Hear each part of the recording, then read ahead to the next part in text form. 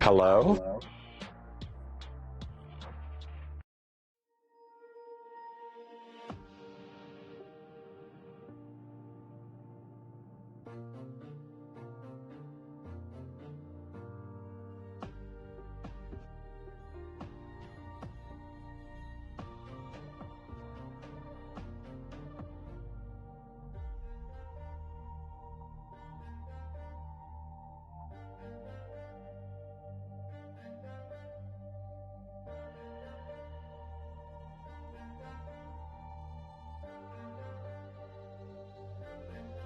Good morning, everyone, and welcome to a day of Lego on a Friday. Oops, I guess I went with this one. All right, so we are making ourselves the Orient Express, and it is a very long train, and so we need to get right into it. We're on to bag 7, so we're going to start with sorting that one and nulling it, and just jump in. So good morning, Fantastic Sherlock Fox. Hope you have a good day. It sounds like you've got a pretty busy day on your plate, but that's okay. Anybody is welcome to lurk or bounce in, bounce out as they need. And yes, you'll hear some plastic rattling. We're good at that. And yeah, that's the best thing we can do is just jump right in. I've been looking forward to this for a while, so I wanted to get everything ready last night, and I stayed up too late. Surprise! That's what I always do. All right. There we go. So, Geek Out has changed. We're looking at 2000s literature, 2 books about dogs. About dogs. Interesting. So, I'm not sure what they mean by about dogs. Like, I actually didn't write some of these questions. Well, I obviously didn't. It's a game you can buy in a box. But I didn't write about dogs. I guess we're talking, yeah, that feature dogs. You've got Old Yeller for one, and then we've got the Clifford series, to be sure. Oops. What else? I'm thinking. Well, I mean, I guess technically, there's a children's series starring a detective and his squad, I guess. But it's the Ryder Wolfson series. That's not one that adults would generally know all that well. Excuse me. I'm just going to pop out chat today. I'm going to mess with my OBS quite badly, but that's okay. This way we can see chat a little more effectively, hopefully, and not miss things quite as badly. We'll see. Maybe. Maybe, maybe not. No, I don't like that. Don't like that.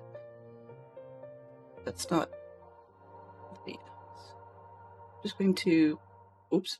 I was going to put it back, but apparently OBS is being fussy and doesn't want me to.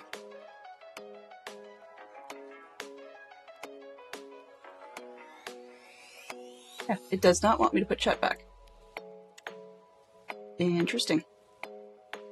Alright, so I guess I have a chat that's hanging around. There we go. Finally cooperated. Alright, that's not what I want. I want another chat window. Huzzah! Sorry, I'm getting myself a little bit tangled this morning.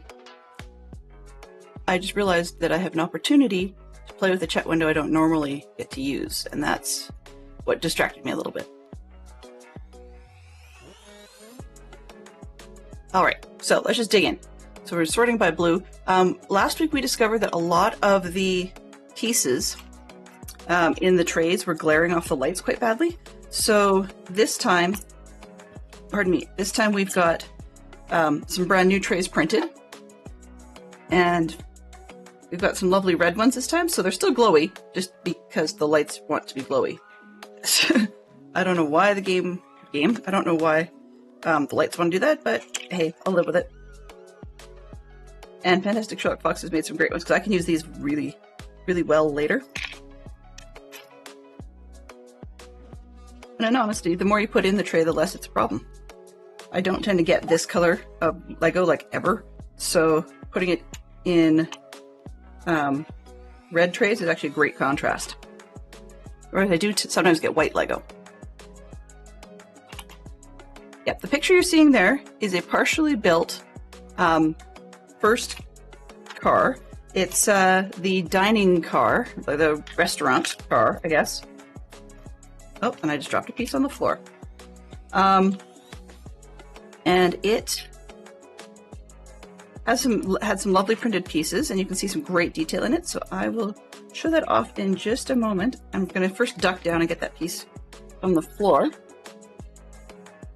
Give me a second. When you hear something go click, I'll be right back. Go. I heard it bounce off the Stream Deck pedal at my feet, so had to be in behind there somewhere. For question of the day, which is, what is your favorite TV theme song? You're down with the Night Bus. Uh-oh. What are we seeing that's different?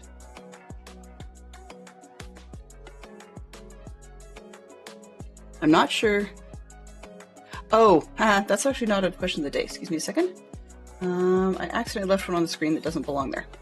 There we go. That was a would you rather, actually. So it was night bus or flu powder. Okay, there we go. I think we're back to normal. There we go. That's okay. Yeah, that was a would you rather that was redeemed, I don't know, 2 or 3 weeks ago. But I needed to make sure that it would space out correctly. Just in case format, you know? Let's put the long ones in this part. Short ones in here. There. I could proactively put the windows in something else, but I think I'm going to not bother. This one. They're short enough. Okay, I've got a bunch of little tiny 1x1 plates, I guess is what they're calling them. I never remember the proper terms for Lego things.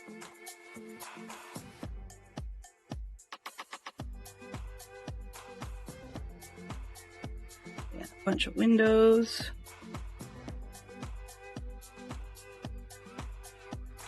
Come on, windows, get out of the way.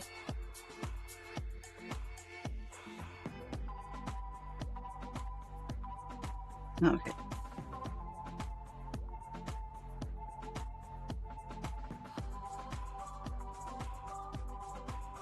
Favorite TV theme song? I'm tempted to go with Cheers. That's been beaten by the Big Bang Theory theme. If we go with instrumental, I'd go with the theme to the Stranger Things, though. But for lyrics, Big Bang Theory. I like the Big Bang Theory. Part of it is because I like... Oh, shoot. I can't remember what his name is. The main guys who sing it, though, like the people from Bare Naked Ladies. I'm pretty sure they're the ones who did the Big Bang Theory song. And trying to remember the main... Well, one of the guys who's gone solo, Steven something or other, but I can't remember at the moment. But yeah, he did a great job. I'm just going to grab the car and show you where we're at right now. So we started out with a huge piece of track. I'm not going to take you through that one because that's just track, nothing exciting there. And it was 46 inches long, which as you can imagine does not fit here. So we got ourselves the dining car, and they want it oriented this way. Okay, you can see we've got the 2 dining tables with plates and cutlery, not cutlery, but plates and glasses. And our bar with like the glassware and the lime. I was actually quite impressed. It's hard to see in stream here, but in the back there's a sticker that's supposed to be a mirror. And that mirror actually is really quite reflective. And it's neat because it looks like there's like twice as much stuff on the bar as there really is. It's neat because you can open the doors and check out what's inside. Let's see if we can get a half decent shot here. See So you can see we've got paneling on the wall inside. That looks pretty neat altogether. I'm quite pleased with it so far. Right. So let's just dig on in and start with today's build. We've got 4 by little ones. 2, 3, 4, and then the big pieces. So, because I didn't pay attention to the fact that that's the first instruction, need to put those away. Okay, so let's get those on. We've just got some music in the background. That's the live streaming playlist. It seemed to fit for the moment, but I may change it up a little bit later. I'm having a bit of a, what do you call it? An itch for electro swing today. Particularly one song was stuck in my head this morning, and I may switch over to the one and only playlist I know that is stream safe. But yeah, we'll have to see. Okay, so that one. Okay, so the far side's a little bit different because instead of being, yeah, I got it on wrong. I just couldn't count from the angle I had. There we go.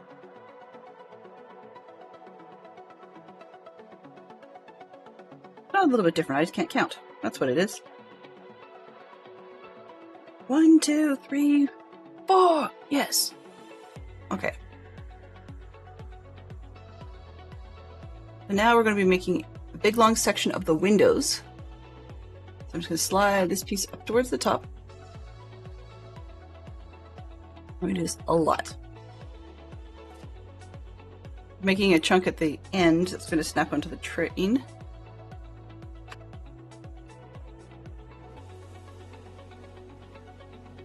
I think the sizing and the zoom is a little bit off, but things are looking a little better in the camera than it was last week.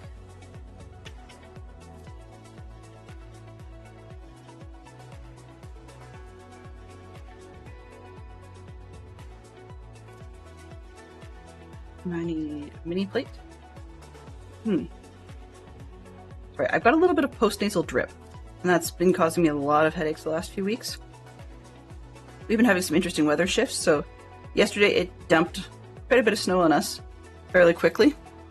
We've had, I mean, our friends up north have had far more, but dumped it quite a lot, and so Fantastic Trail Fox was stuck shoveling twice. And I was thinking on the way home from Scouts last night, I should ask my daughter to see. She's really into sheep, and she says she has a connection with the sheep world.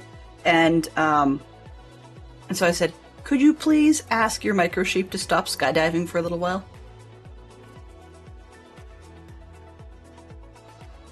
That's how she likes to explain snow. It's the micro sheep that are just jumping out of the sky. It's like, well, do they live up there? Not usually. I don't know. I'm not going to fathom that one.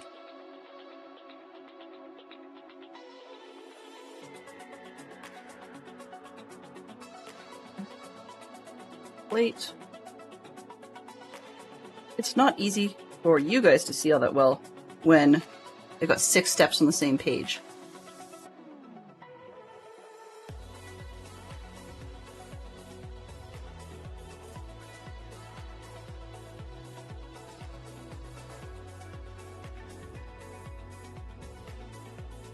Right, so we've got a chunk there.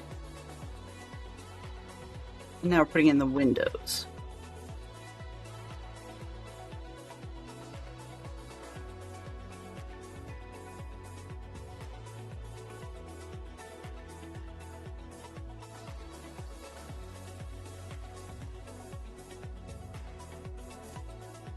There. To me, the windows do have a right way up because I like to try and hide the line that says Lego on it whenever I can.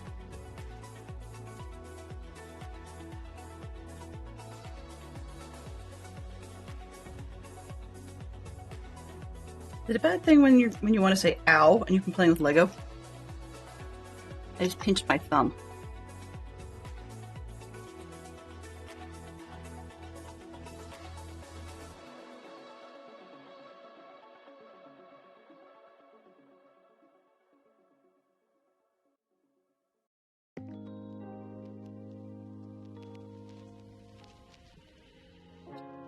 plate and across. It's going to be a fairly quiet day.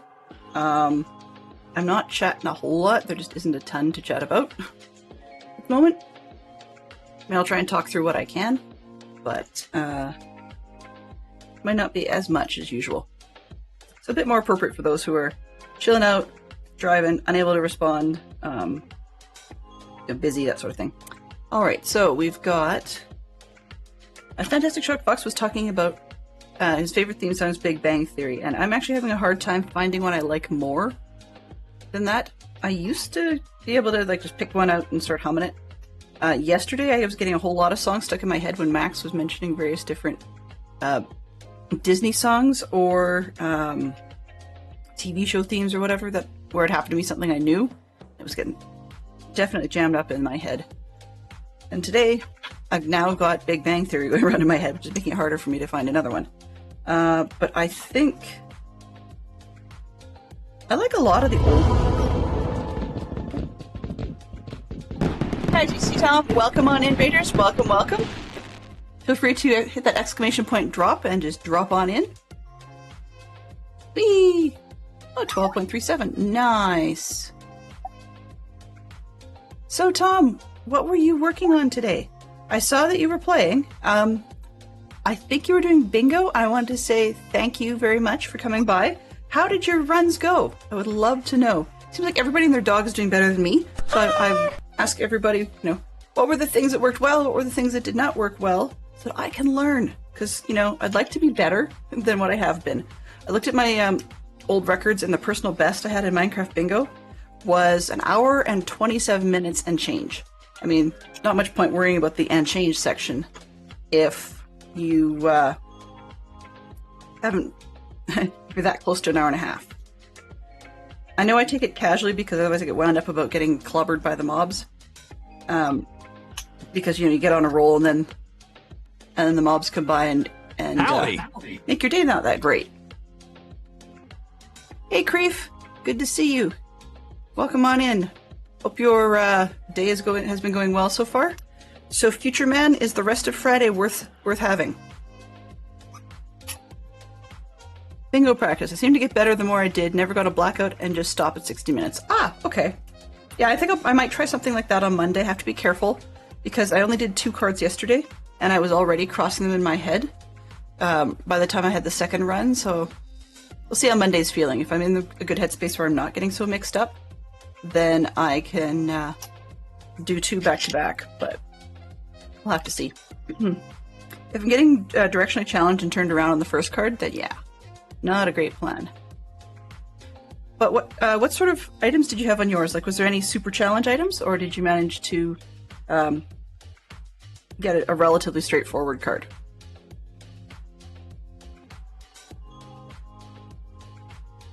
Love that! I'm curious, Creep, now that I think about it, more specifically, what was it that you loved? I'm always curious to learn what gets people interested. Sweet berries. Ah, yep. It's funny. Sweet berries can be a hard one to find, but it's one I usually like to spend time looking for, just because I have an obsession with food. That's actually a problem for me in the game. I'll end up with 5 or 6 different sources of food, just because I freak out about not having them, and that's partly because I'm not great at the other skills. I try to drown rather frequently. So, I'm just not, I have to improve skills with doors and stuff like that, but it just means then that you go through a lot more food. Alright, so this is the back inside by the bar. This part's now going on the dining car. We are partway through our dining car. And apparently I didn't push this together properly because somewhere along the line it's not fitting. They have very little tolerances in these Lego pieces, so it's quite tight to get them in. There we go. That's better. But on the other hand, that means it's really solid. Ah, cool. No problem. No problem at all. That's good. I woke up the other day thinking about, this morning, thinking about something that Tom had done in Max's stream that I'm going to have to ask him about because I want to shamelessly steal it. I don't normally like, well, I like text-to-speech, and I've been playing with the idea of wanting to do something like that. Oh, excuse me a second. Forgot the sticker sheets. I've been playing with the idea of wanting to do something like that, but not quite sure the way I want to go about it. So it's all research at this point in the game. But I briefly toyed around with a text-to-speech bot that had read basically everything so that I wouldn't miss stuff, and unfortunately that was not a win in anybody's books. Not just mine. Not to mention it was incredibly limited for what I knew how to set up, and you know, just what everybody wants money for things these days. And sometimes I don't really want to pay for something unless I know I'm going to use it. So if you don't have a free way of setting things up reasonably, then I'm not going to pay for it. TTS Monster. Well, I may come back to you if I can't figure out how to play with that one on my own. And I don't think it'll be something that'll be used a lot. I'm sort of coming to accept the fact there's a lot of stuff that I have tried setting up over the years. And yes, that's years. That I set up and it kind of went nowhere and sat there for a while till I just turned it off. So, yeah, I suspect it probably won't be a big deal. It's more time and headspace. I've been having some issues this week with more, for lack of a better term, ADHD paralysis than I have for a while, and that's just making it sort of we've talked about it on stream a little bit, the now and not now, a bunch of stuff that I'd like to get to because I'm excited about it. I keep putting it on the not now list because I have to make myself do other things that are quote unquote more important. So now it looks like we're building the second side of the windows for the train. So for the question of the day, Airwolf is Creef's favorite theme song. It's actually the ringtone on your phone still. Cool! The ringtone on my phone, I think, is... Oh, shoot. Foot something or other. It's a Cliff Richard song. Like the opening, actually, to a Cliff Richard song, I believe. That's kind of neat to have it as a theme song. One of the things I try to do with ringtones, and I find quite often if I put something I really like on as a ringtone, then the issue I have is that I enjoy it so much I don't really want to answer the phone because I'd rather just hear the song. And that was, for the most part, that was the way it was for a long time with Sherlock Holmes theme songs that I was using to represent Fantastic Sherlock Fox. Unfortunately, this side. So I think I've gotten over that one just because that particular song works well enough to represent him that I'd rather answer the phone. But I can definitely see that. Yeah, well, that's it. And I thought about just using the Cliff Richard song exclusively for my mother, but then I knew I wouldn't answer calls from her, like, at all. My common phrase of late is desensitization training. So if I use something for lots of people, then I'm going to end up with lots of reason to be willing to answer the phone. It sounds kind of an odd way of doing it, but it's like bingo, same sort of thing. Is getting killed by mobs usually throws me for a loop. I don't usually rage quit, but it throws me for a loop. And so the way I'm thinking about it is, well, I'm not doing that great at bingo, therefore the more I practice, the more I'm just going to be bored eventually by mobs trying to take me out. And that's probably going to be a good thing, because then they won't be quite so disconcerting when it happens. Frame.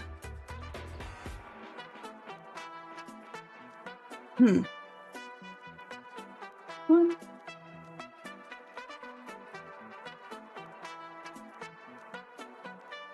Wow. Okay, I don't know what song this is. Oh, called "Fight It One More Night." It's an instrumental piece by an artist called Mama Zula, and I just felt like grooving at the end there. You don't want to see that. I was having a conversation with my son yesterday about one of the recent questions in our Discord has been, what old person thing do you do? And so I didn't ask him what he thought I did. I just told him about some of the stuff I picked up on. And when I realized, like, he played a song for me last night from one of his video games that he's really into right now. Not just the video game, but the music itself. And I mean, it was okay, I guess. I really hope he doesn't listen to that sort of stuff on a regular basis. It wasn't, no bad language or anything. It just really was not my style. I'm not into a lot of the kind of music he's into right now. And so I realized, but what kind of music am I into? Is where I went with that, and sort of went, oh, well, old people music. It's like, I guess back in my day, oh wow. When people go, oh, listen to the 1940s music, ew, how awful. 40s and 50s, it's the parents' music or something like that. Well, 10 years difference still doesn't count for anything newer. And so, yeah. Peace, love, and hippie yuppie music, which is understandably not to my kids' taste all that frequently.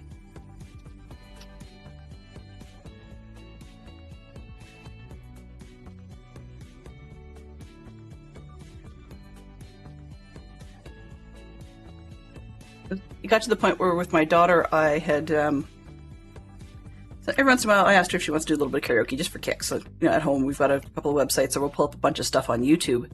And asked her if she would want to sing with me for a little while. And she said, well, it depends. I said, oh, depends on.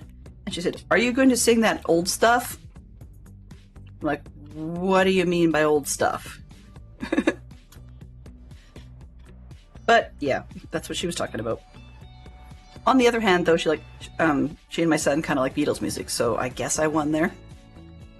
Though technically, even the Beatles split up before I was born, so hey. I'm not the baby of the groom, but yeah. I wasn't even around. So I blame my parents for showing me the boat I missed.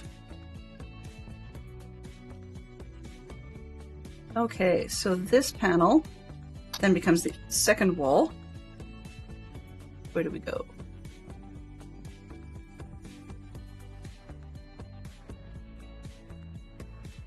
I'm trying to fit it in. As before, it's a tight fit. There we go.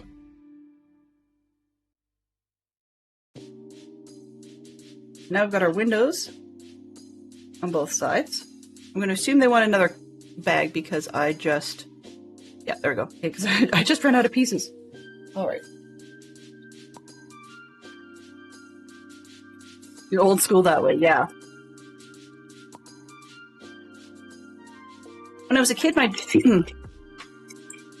dad and I used to sing along to a lot of oldies just because they're, well, frankly put at the time, far more singable than what we currently have. And in the 80s and part of the 90s, I mean, they had a lot of, MC Hammer and stuff like that was the thing. And that just was not my style. So, so he played acoustic guitar, I played acoustic guitar eventually, like in high school. And so we would just jam to oldies. That was our thing, and I might get back into that again. So the kids are tolerant when I do that sort of thing, but they haven't heard me very often, for a good reason. Okay, so Fantastic Sherlock Fox has not received it yet, but apparently replacement parts are on order for some of these panels because one of them is missing a what do you call it? An accent, I guess? And one of them is just spelled wrong. It's missing a letter. So he's ordered in replacement parts for that.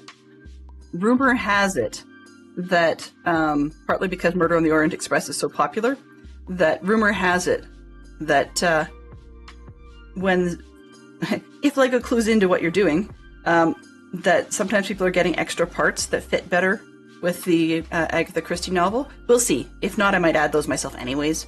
I still want to, at the end, flesh it out with more minifigs and such to fit that novel. Okay, so let's put those on the side. And blue.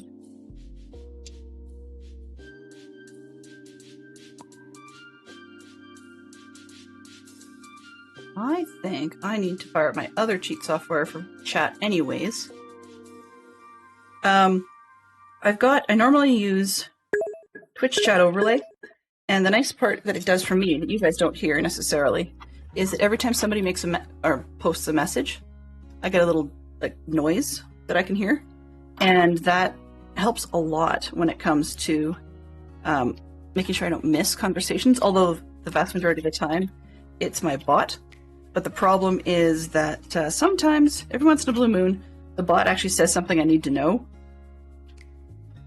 For example, if one does Champion of the Hill, then the bot announces who the winner is, right? Like, I'd like to know that. And every once in a while there are similar things that people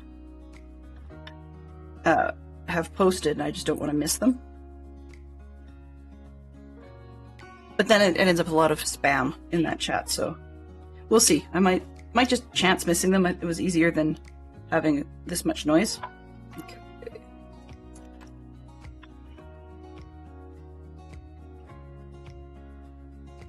What do we have? More jumper panel. Interesting. Okay. We'll leave some of the mess on the table. Pardon me. We've got really weird weather here, and it's also causing me to go for a little bit of a loop temperature-wise. My room here is fine in terms of, like, it's not too hot or anything like that most of the time. I usually try to augment the house systems so that we get closer to about 18 degrees Celsius, somewhere between 18 and 20 in the room where I stream from. Yeah, because by the time you add computers and whatever. But sometimes even that 18 is just too warm. Or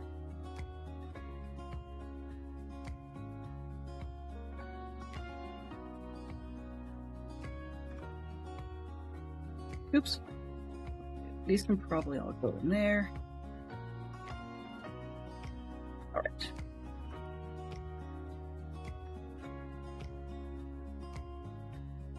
There we are. So it looks like we're going to start building, well, not looks like, it's dead clear. We're going to start building the roof. But they're designing it somewhat similar to the way they did the rails, which is smooth and smart on their part.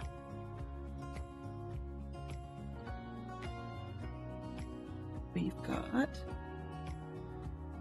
Funny, I just sorted everything and I'm still wondering where did I put it.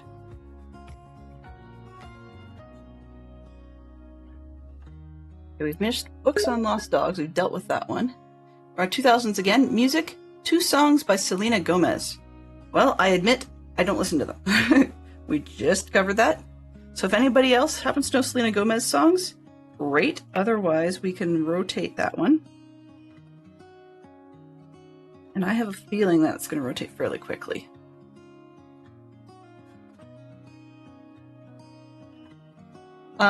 I thought about putting on a timer so everybody knew, that we wanted to give it approximately 5 minutes before we flip the geek out, but I decided against it because... Oh. Okay. I decided against it because then it makes people feel that they have to answer within that 5-minute window, or they'll miss the opportunity, and that's not the point. So, yeah. Scratch that.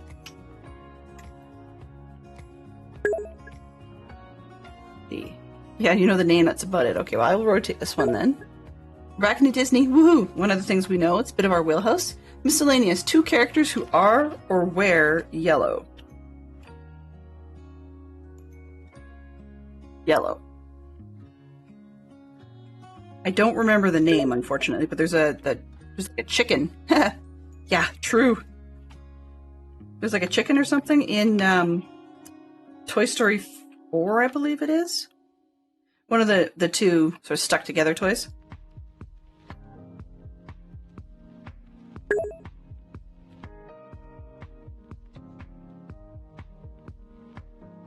But I hadn't read stream. I don't know if it's because of an add-on I've got at my end, because I'm using the Franker face on some of my stuff. But when it pops up, the link for another streamer, Hey, Tim Dog! How are you doing? Bell, excellent answer. Yes, yellow dress for sure. So we've got 2. Let's right on roll it. Okay. 6 iconic named sci-fi starships. That I'm pretty sure our group does know. Where was it here? So I haven't seen... Oh, okay, back it up. So when I've got a plugin, and I don't know if it happens for everybody or if it's just what I see, but when I get the Twitch link, it also pops up a bit of their description of like the start of what they've said as their 300 character blah blah blah piece. And Scrubs made me smile because it says, just a scrubby kind of guy trying to stream, and that's as far as we got. If I roll my mouse over it or something, it pops up the whole thing. But as you can see, I've got a few pieces I'm working on, so yeah, not rolling mice at this point.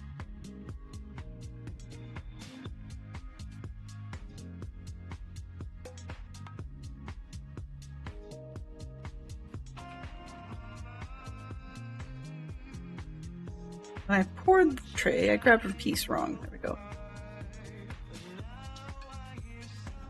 So how is Tim Dog today? And what have you been up to of late? One of the reasons I decided to keep on going with the Lego pieces and break it out rather than having week breaks in between is that I wanted to also give the community who is watching a bit of a break from everybody doing Lego, whether we're talented at it or not. It's just there's a lot of Lego going on right now, which is totally cool. I mean, it's March, and we're having a bit of a mad scramble to get ourselves whipped back into shape for trying to be a part of the bracketed Bingo Championship of the World, as DC likes to call it. So it just gives us something else to watch for a bit of a change. 1, 2... Good grinding out the bedrock train. Ah, yeah. Yeah, that thing is a great project. It's huge, but it's looking good. Okay, this one is easy. Put that one on. And this one, I'll figure out where the other 2 go. 1, 2.5. 2, half, 1, 2, down in here. Half, 1, 2, down in here. I like the way they've got these on top, because those would probably be the light fixtures on the train roof. Okay, we flip it over again. Got the long strips. Okay. We have to do this piece 2 times.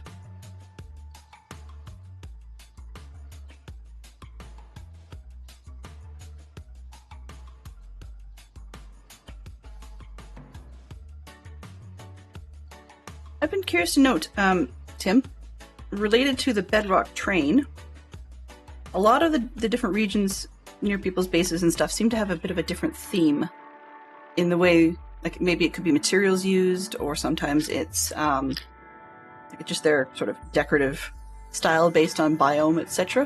What happened at near your area? I'm curious. For those of you that are not aware, so Dadcraft server system has how do we call it? He's got Bedrock and he's got Java as well as a modded server, which you've seen me play on modded, and I didn't get onto the Bedrock thing because I already feel behind enough as it is on the Java server. That getting into the Bedrock one would be a bit of a mess as well. That was where I did do 1 season there, and I didn't actually do much of a base at all. So, anyways, this season on the DC Bedrock server, there is... Ah, okay. So in the DC server, there was a challenge posed by DC, sort of a bit tongue-in-cheek, I suppose. But he sort of said, these Bedrock, or these Java people, they're able to break through onto the roof of, at least how I remember it was, they're able to break through onto the roof in the Nether, and the Bedrock people aren't. But, maybe they need an overworld train, because the Java people build a Nether train just about every season, because it makes travel ridiculously easy before you've got your Elytra. And that worked out really well, because people kind of took up the challenge and ran with it.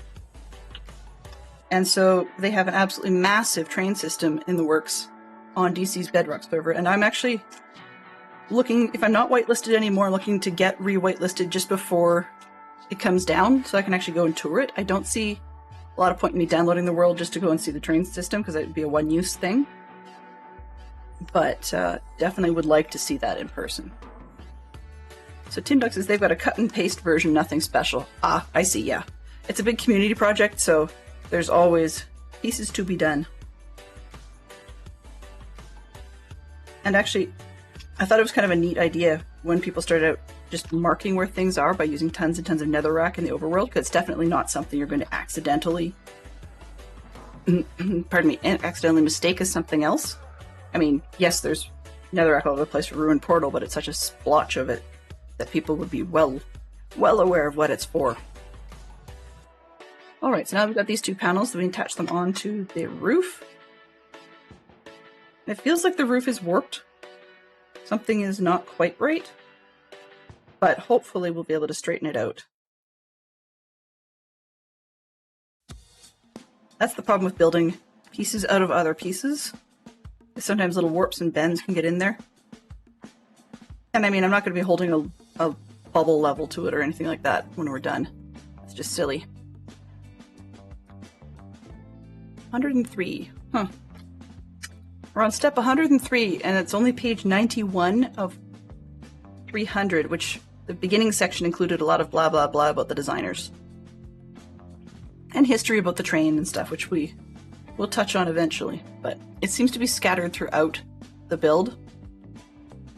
They start referencing various cities along the route of the Orient Express from Paris to Venice on into, like we've got, they just list a whole bunch of them here, right? Bucharest and so forth. Okay, so set this part aside. We're into blue strips.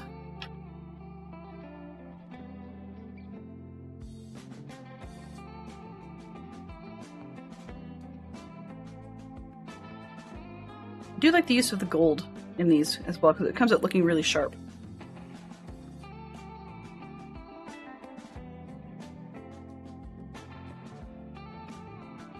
That far. And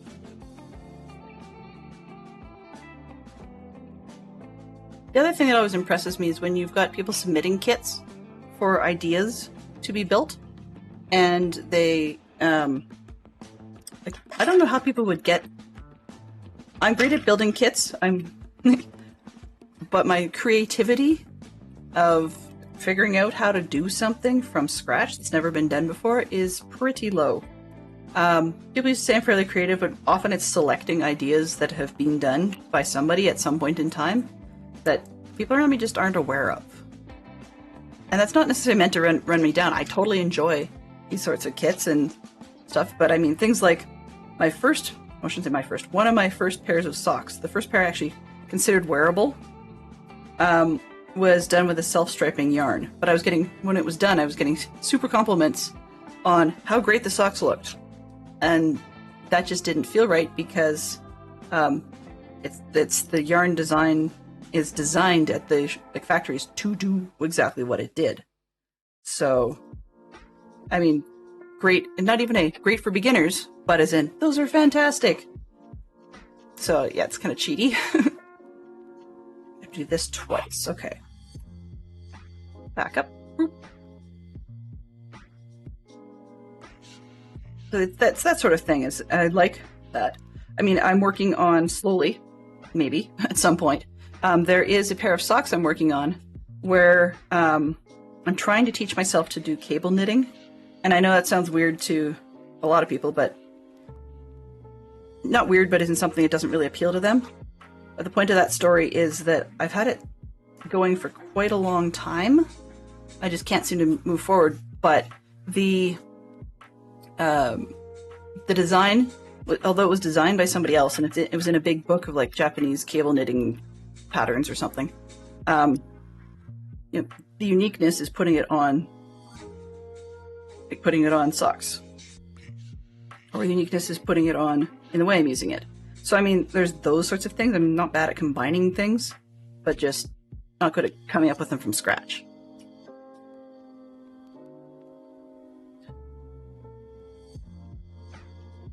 The other part of it is I like really mindless things, and cable knitting is not mindless, nor can you do it in the dark. So I keep putting it off and putting it off. But I normally like socks because, as I said, I like mindless things, so one can go round and round and round. Like, do a lot of that, and it makes great background for watching a show on TV or something. Okay, is this... Looks like the blue kind of lines up. Right. Sort of, kind of, maybe. Oops. Okay, is that solid? Yeah.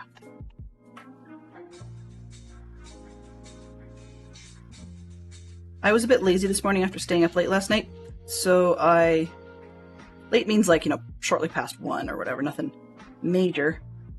But by doing so, I didn't get myself out of bed quick enough to eat any more than a quick run cereal bar for breakfast, and I should have, because I'm looking at these pieces and going, that looks a lot like chocolate, which it really doesn't normally do that.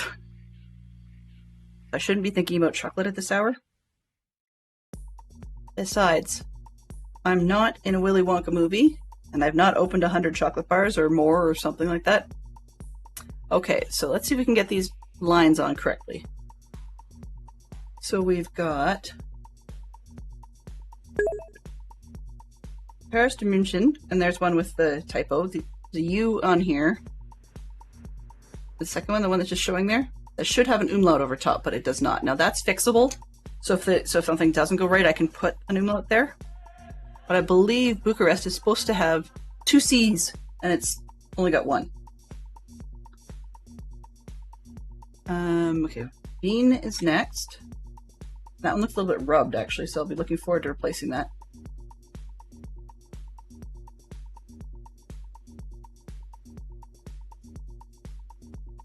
Okay.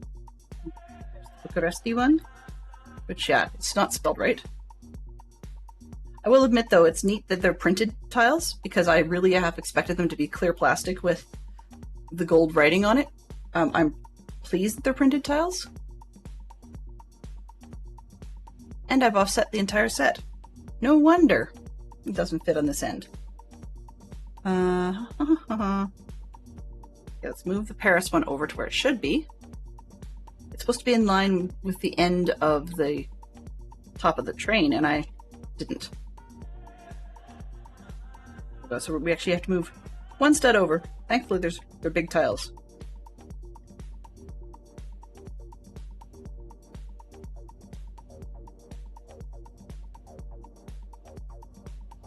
But I'm actually glad that they printed them, because it makes it a lot easier to manage those, because these would be a pain to put labels on. Apparently, I think I may have mentioned this before, apparently there's a system, at LEGO, where they actually have to, there's like it's almost like a bunch of slots that they get issued per design, and they have to decide where to spend them. So are they going to do things as stickers? Are they going to do things as printed tiles?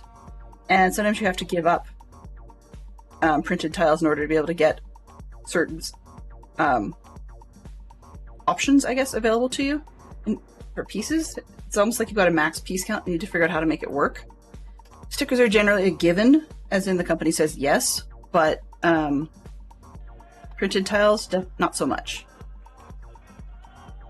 Keep referring to that, so I should probably ask Fantastic Sherlock Fox what it was he watched that told him about that, because I would love to know more. I can always look it up on the window on the internet. I'm sure some fan knows. Okay, so I'm going to finish this panel, and I'll show you the rub that I'm not too impressed with, and I'm hoping it will get replaced. But there's one here on, you can see a little bit when it reflects in the light. There's a rub right in between Wien and Budapest, right in here, and a little bit of a rub on the other end. And it's not a fingerprint. Like, I can't make it go away by smearing like this. I get oils on it, but that doesn't actually do anything. So hopefully when the replacement pieces arrive, that comes too.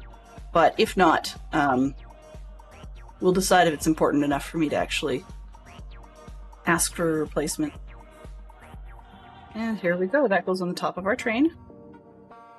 It's nice though because it's only got 4 little pins on the corners. So we can easily take it off to look inside. Which will be essential for placing minifigs at some future point.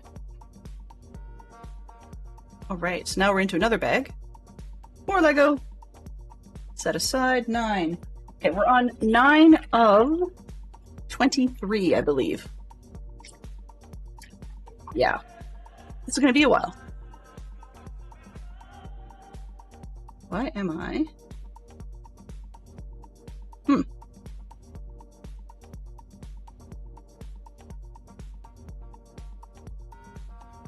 Okay.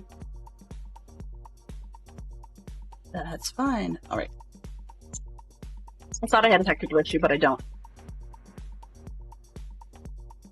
It is just that quiet, that's all.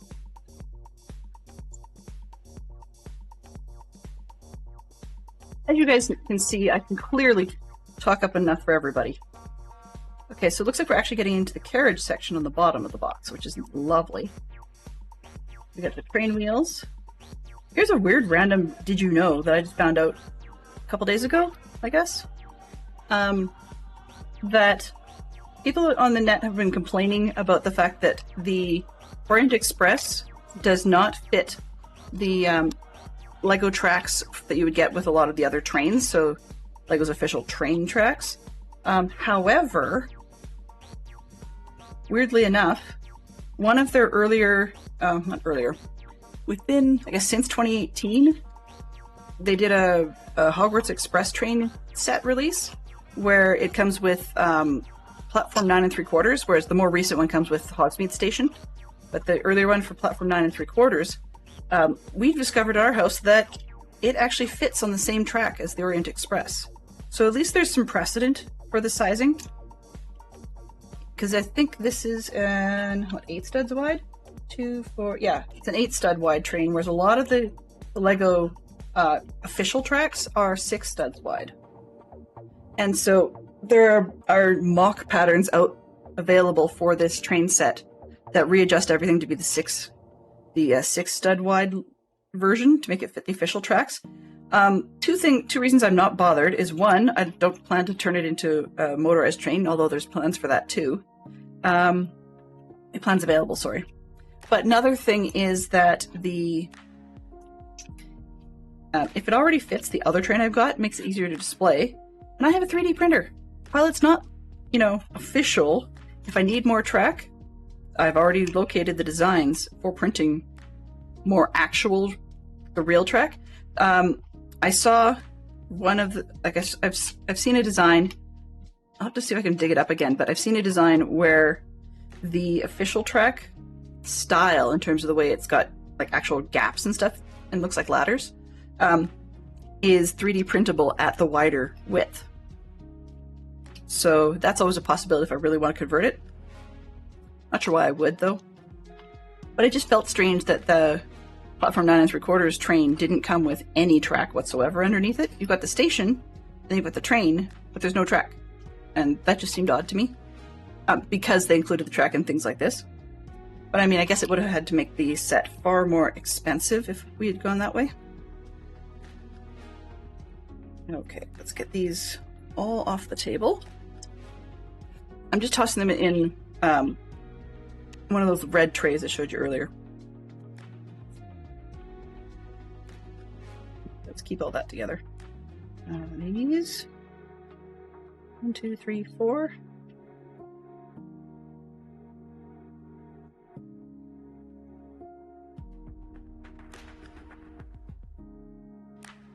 Feels funny to be cleaning the desk when I'm going to be pulling it all out again. 2.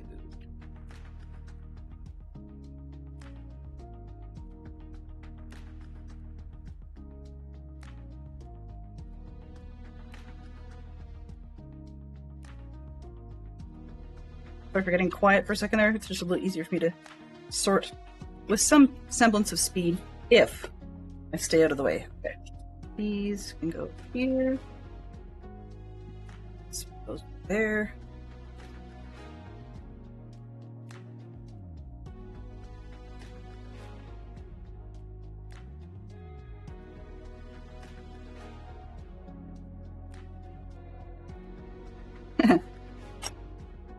I laughed because I said, I generally don't get red Lego, and of course you get one lonely red Lego brick.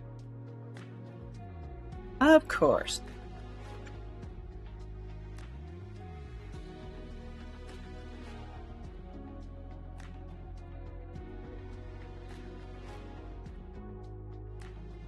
One, 2, 3, 4.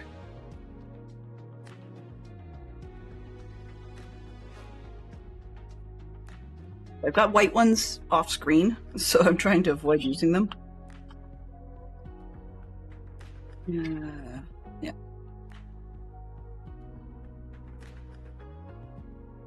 Okay. Little bags. Maribel J calls these bag babies because they come inside the other ones.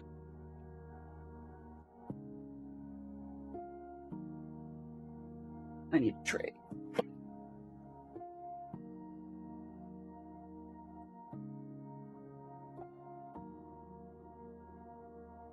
Or, like, this is why we don't use the white trays. They they get super glary.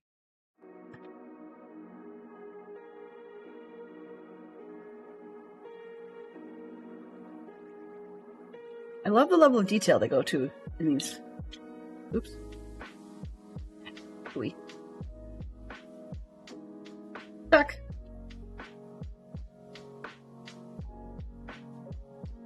Right.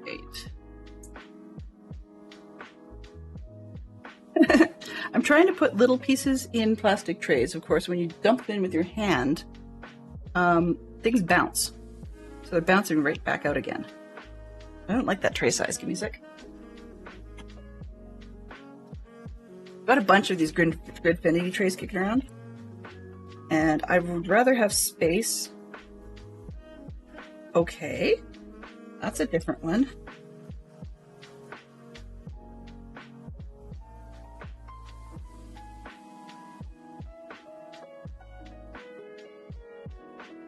Before I open the next mini bag, I'll show you these little pieces that just came up.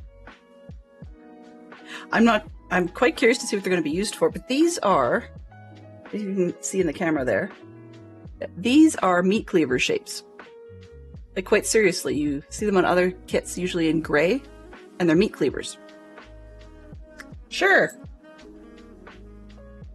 Why not? Why not?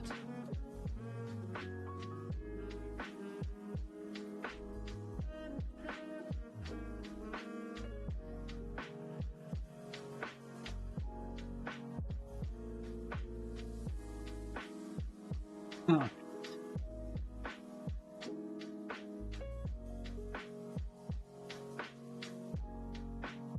2, 3, 4. Hey, stop rolling away. That's part of what we need the trays for. So these things won't roll.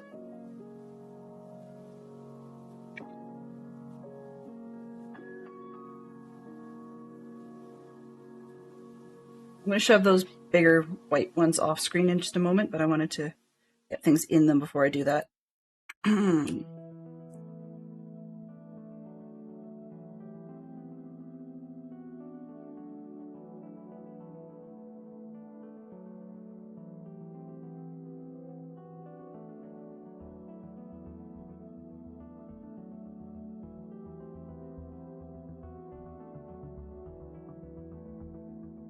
There. Another one over there.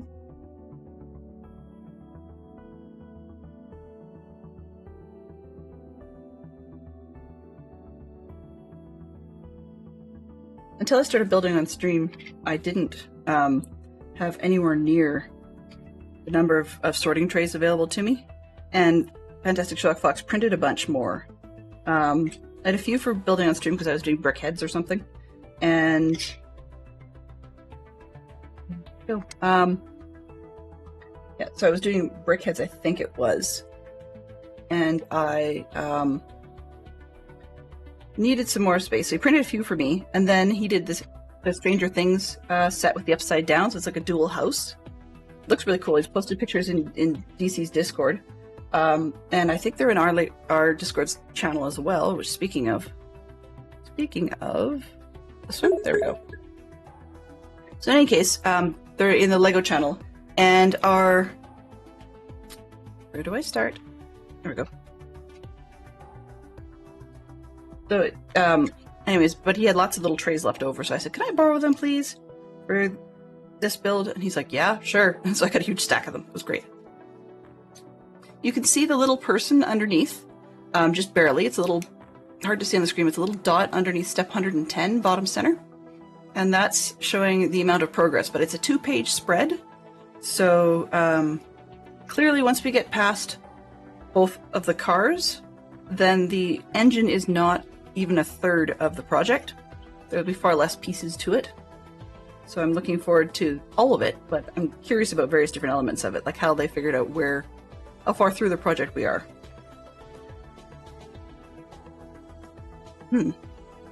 11, 12. I had those, they're there.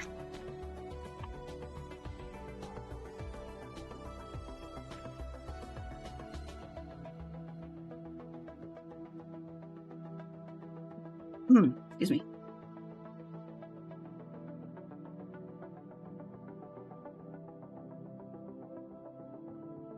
Okay.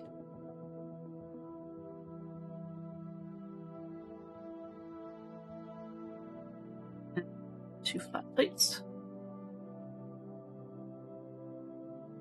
Ah. I'm dropping stuff all over the place today. Butterfingers.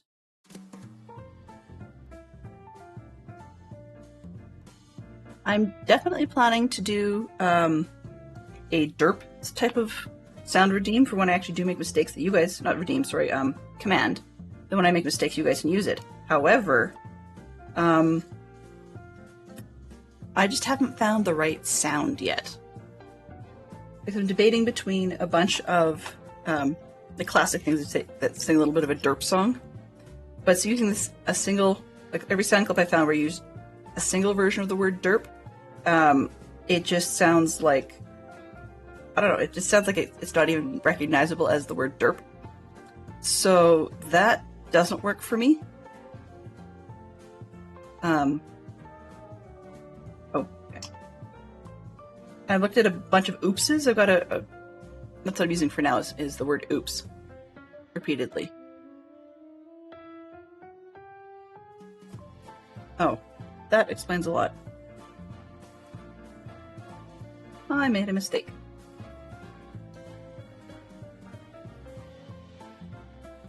Come on, tile removal tool. Don't take the red. This.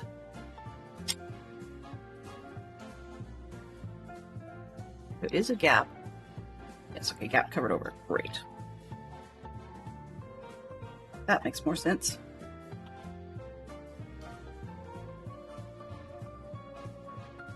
Oh, oop. I was gonna say, all right, but there, that's better. It's the black stripe I missed. In the middle. Okay. These things are great until I have to ask myself, where did I put them?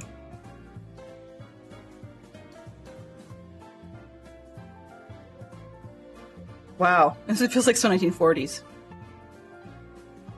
Weirdly enough, it's reminding me of an old magic routine by a guy who used to go by the name Mr. Electric. And he'd be doing 1940s bouncy music as a routine with light bulbs. Not the kind of thing you'd expect to hear talked about on stream, most likely.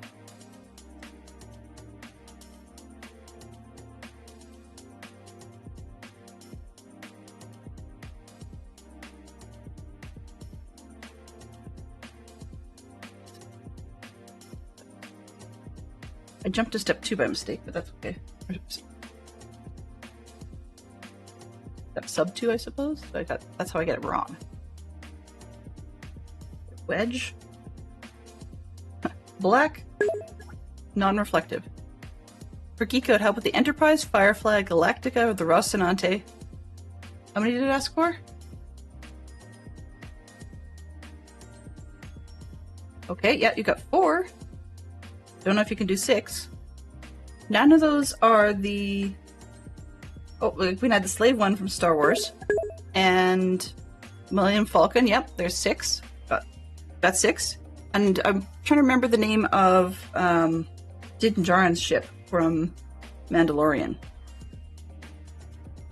Oh, and that one that we were watching a video on the other day from Space 1999.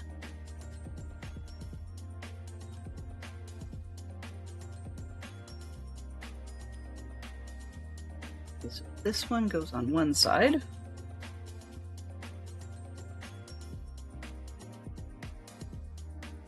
Build the other one and then I'll switch.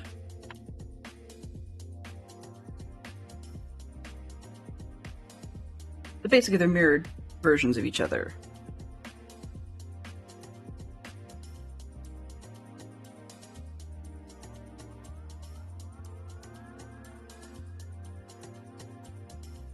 Oh. Oops, I rolled it twice. That's okay. Let's go straight to the one that's on screen now. 2 characters who ride horses. It says Pixar animation, but I think I'll just take Disney in general.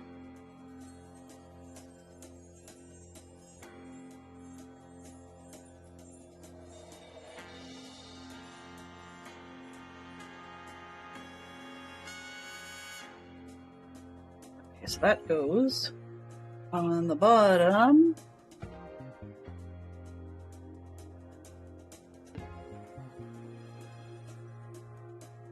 Oh.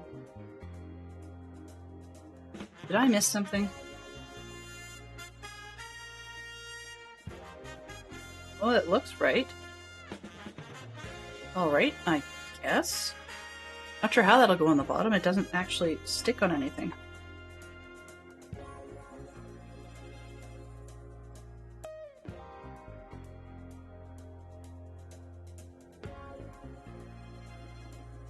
Huh. I never knew you could do that. Okay. Sticks quite nicely. Alright. That wants more. We have to build another piece 2 times, clearly. Because we've got the bottom of the train we're working on. Look at me. Hello? Poodle, how are you doing? Good to see you. Welcome on in, welcome, welcome. Excuse me. Welcome to Dell's version today of Legoland. So we're building a thing twice, and I've decided what I'm going to do this time is I'm actually just going to try and build it twice at the same time rather than once and then repeat. But we'll see if I can do it without actually messing things up by doing so.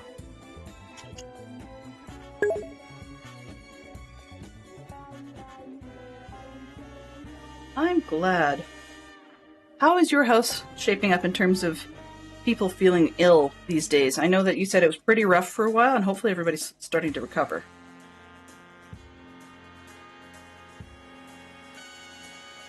I appreciated your stream yesterday, by the way. I think I'll learn a lot from it, although in the heat of actually trying Minecraft Bingo, I don't know how much I'll be able to replicate.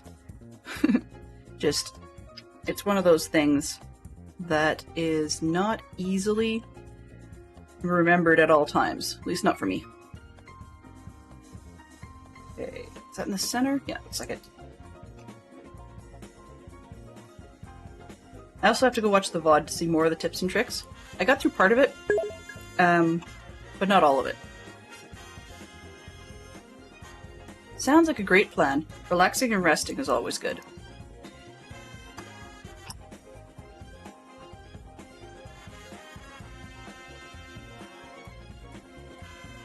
Yeah, I discovered that a lot of what's left after my last round of not feeling well is, like it was a sinus cold, but it's actually that it's flared up my postnasal drip, and I just can't seem to get rid of that. So every once in a while, things just feel like all dry and itchy. There's not much you can do about it. But we still see the effects of the post-COVID hangover, so to speak. I mean, from the major scares. It hasn't really gone away in the grand scheme of things. But just little things like sometimes you clear your throat or you have a minor cough, the sort of thing you'd have that you would have been, in the past, people would have been fine with it in, say, the opera, or not the opera, sorry, the Philharmonic or something like that. People wouldn't have batted an eyelash. But now, just a little cough like that, and people will actually, like, look at you funny and move. And that's noting that I don't get out much. So for me to have seen that in person is a bit disappointing, I guess. Like, whether people care what you've got or not, you almost always feel like you want to excuse yourself, or at least I do. You want to excuse everything, going, just allergies. Don't worry, just allergies. So resting, that's cool. If you need to drop in, drop out, lurk, whatever, I appreciate it. that you were here at all.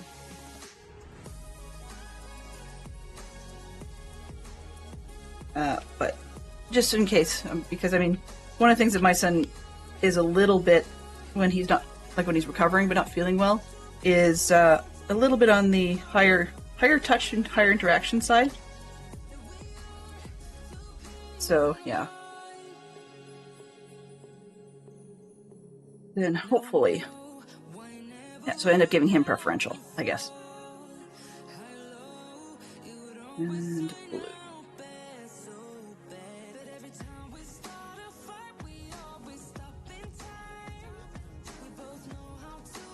Does anybody have any big plans for the weekend? Things that have them busy?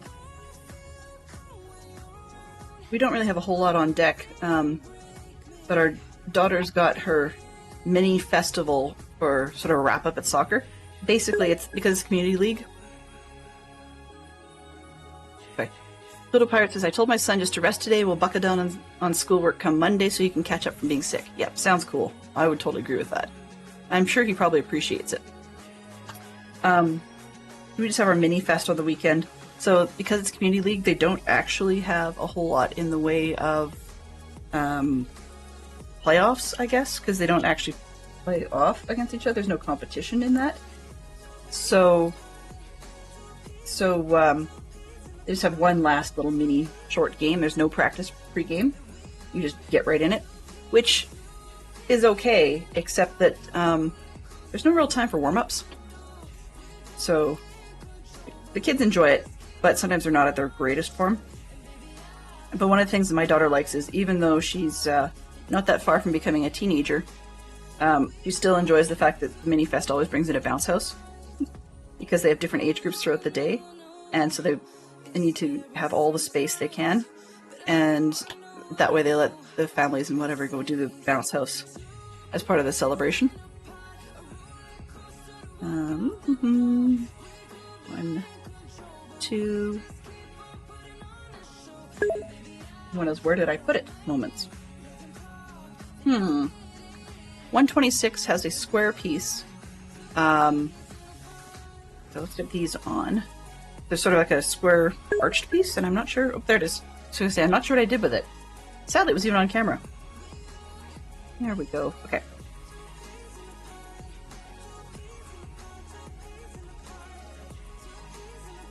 Get this a little further off camera.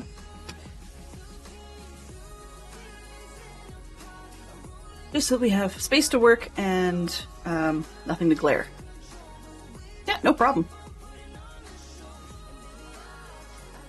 It's up here.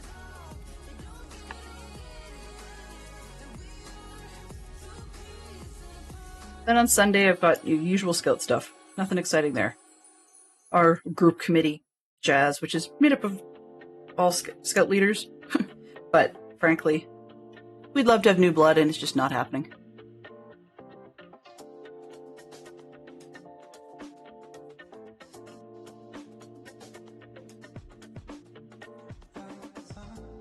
Come on. There we go. I wasn't putting them on the right direction.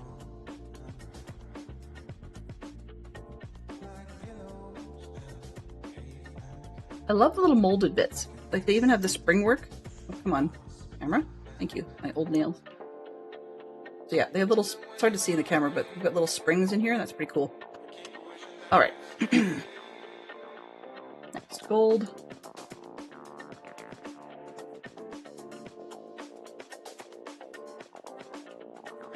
Three, 4.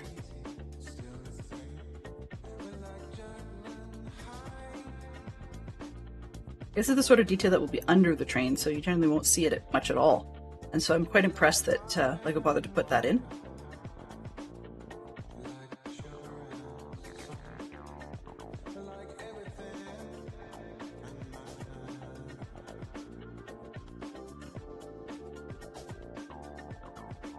The tunes at the moment, while not overly lyric, I don't even know what the guy's singing about. It's like modern bounce jazz or something.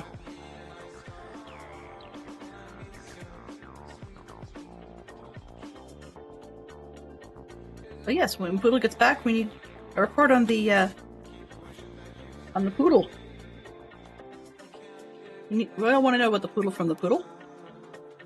Okay. 1, 2, 3. Oops, wrong one. 4.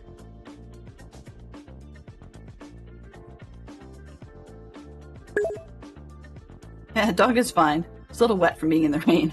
Ooh, yeah. Not feeling so well and have to deal with wet dog smell. Yes. Always fun. Okay, what do we got? So we're on 128. Wow. I'm not even sure how many steps we're going to have here, but it's going to be a lot. Oh, 1, 2, 3. Come on.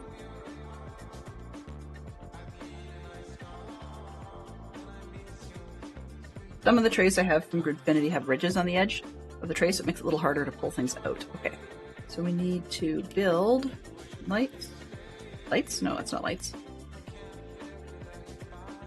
I'm going to assume it's like bumpers or bushings of some sort.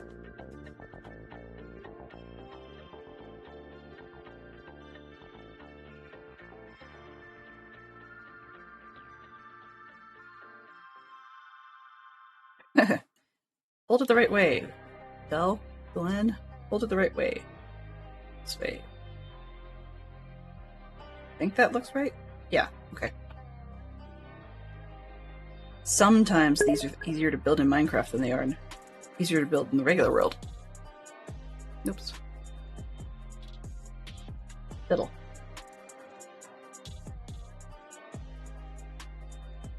I have no nails, that's the problem. Come on, you. Pop, please.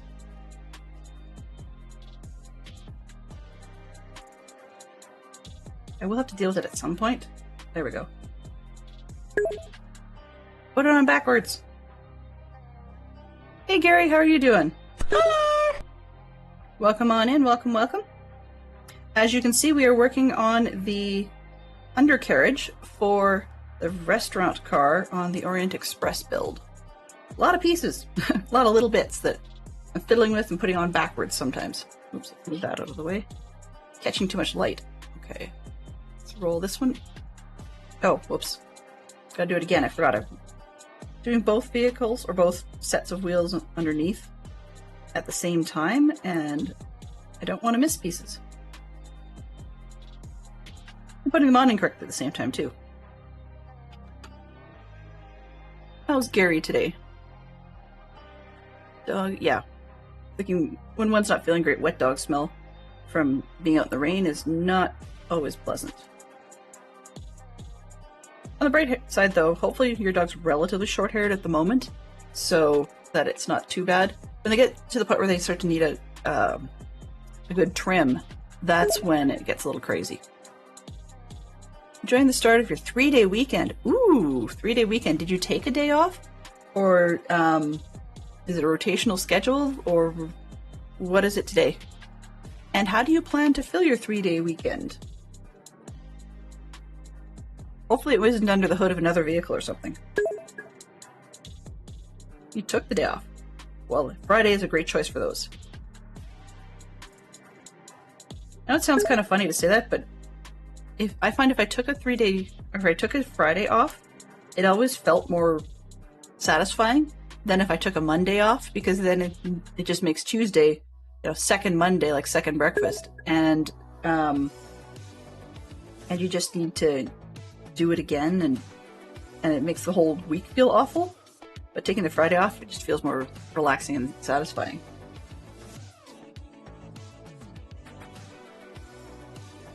Minecraft is an excellent way to fill it. Any particular projects in mind? Or just a little bit of puttering here and there? I keep forgetting, are you a Bedrock player or a Java player? Both types are equally awesome, I just forget which is which. Some people. Oh, right, yes, yes.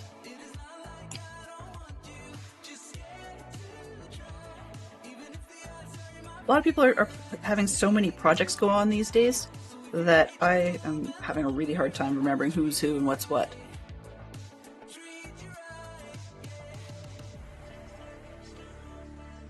That one? I do it 4 times, great. pull out these parts. Aha. I find it interesting that they've used the tubular pieces rather than one of the two brick pieces that has tubes on it. I don't have one here. That's probably why. But it's an interesting choice. The ones that are sort of like 2x1s, except they're curved. Toby's hair is a little long at the moment, but water just sits on top, so it's not too bad. Well, that's good. He's kind of hydrophobic, I suppose. The hair, that is. I was laughing the other day because I was thinking about you a little bit, Poodle, because we were doing fire starting at Scouts, and how that relates, as you mentioned, you know, at one point, I think you had at least one Scout, but we were doing fire starting, and I had been asked to bring in something we could use, and I have for years and years and years used lint to start fires. But it has not occurred to me that I just had gotten so used to the way the lint from our house smells that even 2 years later, I didn't realize that it still smells of our dog because of some of the stuff we'd wash in the washing machine would end up in the lint, and then that, or in the lint trap, and then that, of course, would end up in the collected lint bin and whatever. And so, yeah, we had a few really interesting fires, and at one point one of the leaders came by and goes, "Okay, first off, who's got a pet, and why does it smell like your dryer's on fire?" Yep. Very effective stuff, but yeah.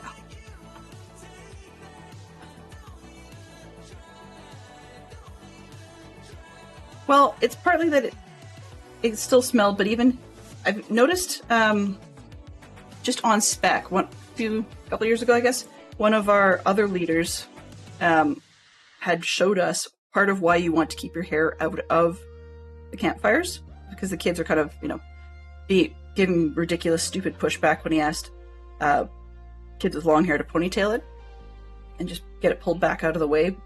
Because, not only does it hurt if you get it zing right up to your head, but also that it smells bad. But anyway, so how he showed that was they had particularly kept hairball lint brush or lint balls from like your hairbrush for a while, and purposely made a single fire starter cube out of nothing but that. So it was that and like unscented paraffin wax, and lit that fire up, and not something you want to do. But the thing is, it took him like a year and a half or whatever to collect that up from his wife, because he unfortunately was actually losing his own hair, so it would, but not in a quantity that was worth keeping, so to speak. So yeah, lighting that fire cube off was really smelly. Used to stuff lint in toilet paper rolls and keep them in zip bags for my campers. Exactly. I still do the egg carton thing, because we've got the pressed paper cardboard egg cartons, and throw the lint in there with a little bit of the either melted candle leftovers or paraffin wax bits that we've bought or whatever. Because even if you're buying it, it still ended up cheaper than the commercial cubes. And the nice part about doing them yourself is also that if you want to, you can even add a string as a wick off the side, which is nice. But the thing will burn for, at least 5 minutes, if not longer. But yeah, one of those cubes done completely out of human hair, and then you light it up, reeks badly. So, the dog hair shouldn't have smelled that bad. It didn't smell like dog oils or anything anymore. You wouldn't have been able to tell. But then when we lit it up, it had the same sort of scent as a human hair, more or less. It was gross. Yeah, I'll tell you that. It was gross. Though weirdly, he did bring a piece of his wife's old knitting that she was getting rid of, just to show off why people say, wool clothing is fantastic and fire resistant, but he's like, and not fireproof, and lit that on fire. Yeah, straight up wool material reeks badly as well. So our kids got to experience that. That was fun and a half. They're like, ew, what'd you throw in there to start your fire? It smells so bad. It's like, well, it's just dryer lint. But the other thing, of course, is is it doesn't burn consistently the way it used to, so to speak, because, of course, years ago, we didn't have nearly as much commonly happening for, what do you call it, synthetic fibers? And the synthetic fibers just melt and get crusty. So one of our kids was all keen, and there's one that's like keen as mustard, and he had decided that he was going to learn about making char cloth, which is a fantastic product. Basically, long story short, you take a good piece of fabric and you stick it in a tin, like a good old maybe Altoids tin or something like that. The key is to try and not get a whole lot of oxygen to it, and then you roast that. And the reason you want to roast that is that, quite literally, it gets charred. You know, nothing too exciting about that concept. But when it gets charred, it doesn't actually burn. So it just goes black, which makes it a really, really good fire starter because you don't have to get to that stage with the flame in order for it to catch properly. The kid decided to do that, which is great, except he picked a piece of polyester. He's like, why didn't it work? He just kind of all shriveled up. I'm like, yeah, that's modern polyester for you.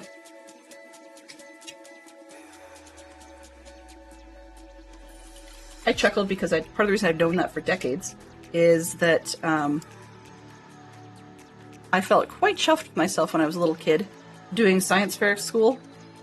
And my science fair experiment was quite literally setting different pieces of different pieces of fabric on fire, and taking pictures of what it looked like before and after. And then actually bringing some of the samples in and whatever.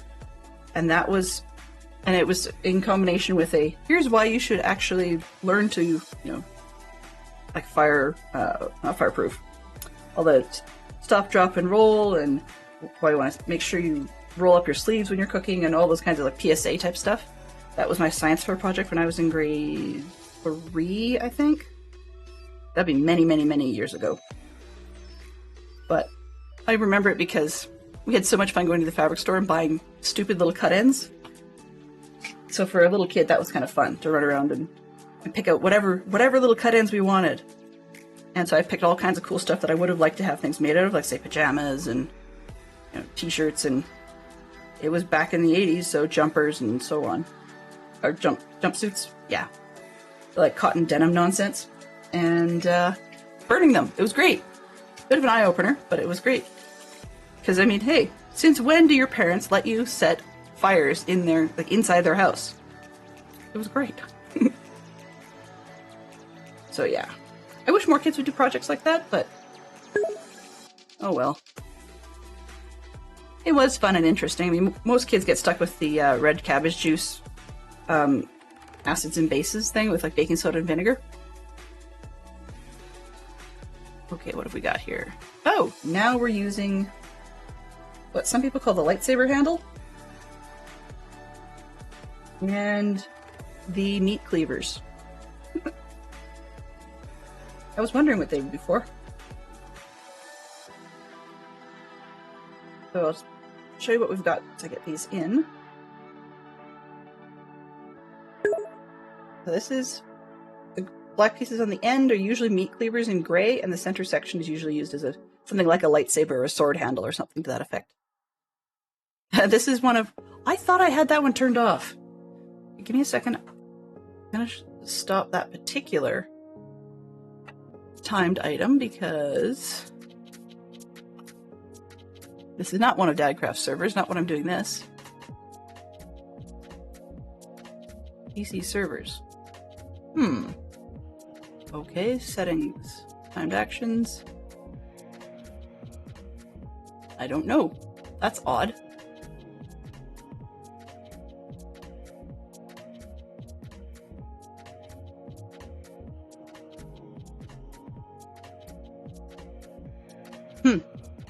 I have absolutely no idea why that one went off. Okay, let's see. Action history.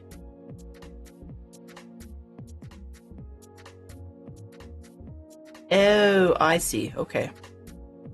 Never mind. That one's going to stay. Turns out that particular one that I was wondering about was the way I had phrased the auto shutout for DC himself, which is not intentional, but the check out his own content part was the important piece. So obviously I have something to fix before next week.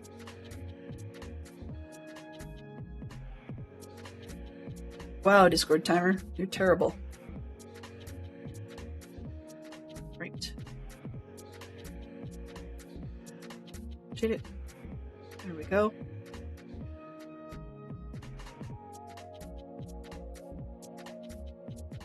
So I have a question for people that may be collectors. Not specifically of these same items, but have you ever been into a particular collection item, and at some point your extended family, in this case our kids, have shown an interest, and then I jumped a little bit, I'm afraid, because it was an interest that I had already, and well, clearly, and I thought, oh, well, that's awesome, and I went a little bit overboard. Oh, it's on the inside. A little tiny bit overboard, and they may not be as interested as I had hoped, I guess is probably the way of putting it. So in this particular case, I was once upon a time a huge fan of Magic the Gathering cards, for example. And I'm one of those people that was bad at being a completionist. I still like being a completionist, but I'm a little more tempered now, partly because as a homemaker, that's odd word for it, but as a homemaker, I don't bring in income anymore, so I keep telling myself, yeah, don't spend it. I didn't make it, don't spend it. And that's part of why Fox loves to try and spoil me, is because he says, I made the money, I can do what I want. You know, guy's got a permit, I guess. But in any case, so by me going a little overboard with it, I'm always trying to get them to be more interested so that we can, because it's a game, so we can actually like play, right? But that may not be the world's best plan. My daughter's into Pokemon cards. My son was for a while. The other thing about he was for a while and isn't right now kind of thing doesn't necessarily extend to, oh, well then why don't you give your collection to your sibling? And thinking back on it, when I was a kid, would I have given my stuff to my brother? Heck no. My brother was a jerk. Well, not a total jerk, but it was sort of the, yeah. Then once you stop, when they get the person who won't stop talking about it all day long, then you kind of wish you hadn't given things up. Okay, which end? I'm assuming, from the way they've got that picture oriented. Oh, duh. I just put two and two together. So this is the connector between cars. And I was trying to put it on the end that's the back of the train. You can understand why that would be the wrong spot. All right, so next stop train will be Vienna. So we've gone from Paris, we're into Vienna, and after a wonderful evening of fine dining, it was time to find the sleeper carriage. So as you can imagine, next up, we're off to the sleeper carriage.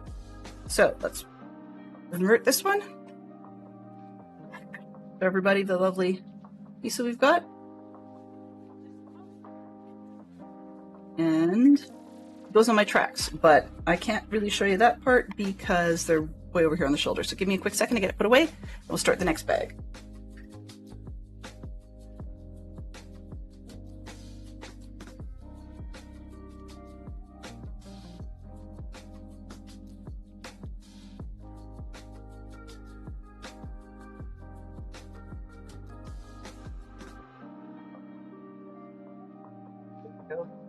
It's a little harder to get railed than I expected. Not me, but my kids. My dad's a big coin collector, and he tried to get my kids into it. They're not interested anymore, but Daddy has cabinets full of coins.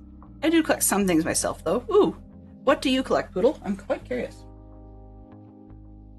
As I start sorting out the bag. I don't know who was into coin collecting, but they got my son sort of interested. They go through fits and spurts of being, oh, I gotta go look at my coin collection. And someday I'm gonna buy one of those album things with all the pages so that I can sort my collection and, you know, display it nicely. And then like 2 hours later, he's done. He's like, no, we'll come back to that. So that's what a lot of kids are, though. I mean, it's a flash in the pan, and you just wonder which ones will keep bouncing back. Both my kids were quite into Pokemon for a while. One of the unfortunate things is they were in elementary grades at the time, And my son, at least, part of the reason it became less fun was because the school claimed that discussion and bringing of Pokemon cards was disrupting the youth learning, which yes, if you actually have them out during class time, but if somebody wanted to stay indoors at lunch and either play the game or trade it, I mean, I guess part of it is, young kids don't always understand, and there's the concept of take-backs and things like that, teachers don't have to deal with. Like, I can understand all of that, but by the time your kid's hitting, grade 5 or grade 6, it seems to me a little bit silly.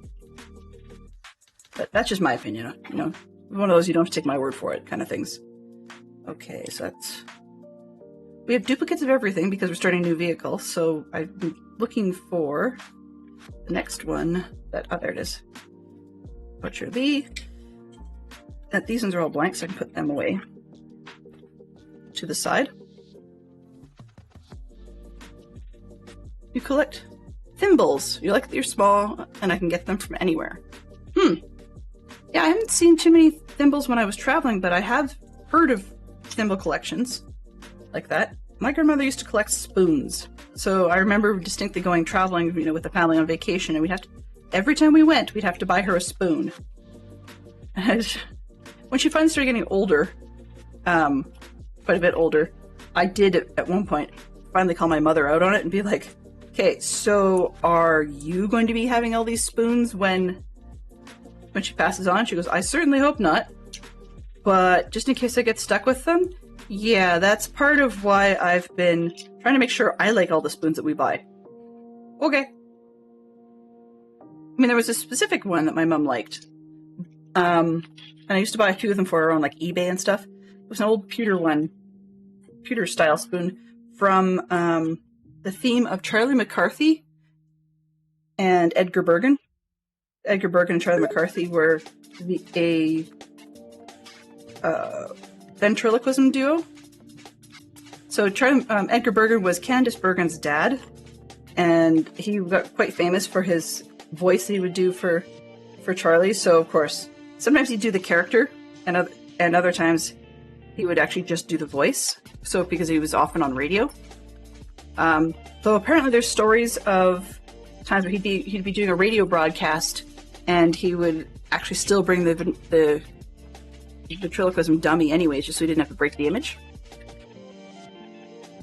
Some of my kids have done those penny smashing things where they get a penny pressed at different tourist locations and keep them in an album. Yeah, I've got one like that from Walt Disney World, I think. And my kids actually were helping me with it when we were there a long time ago. 2018, I think. So to me, that's a long time ago.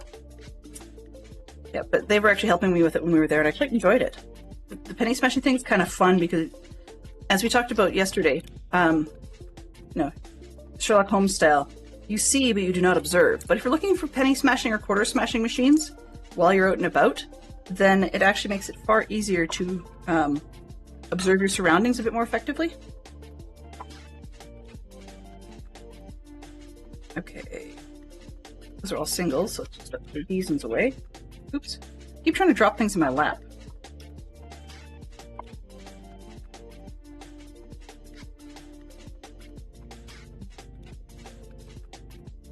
Bits can go over here.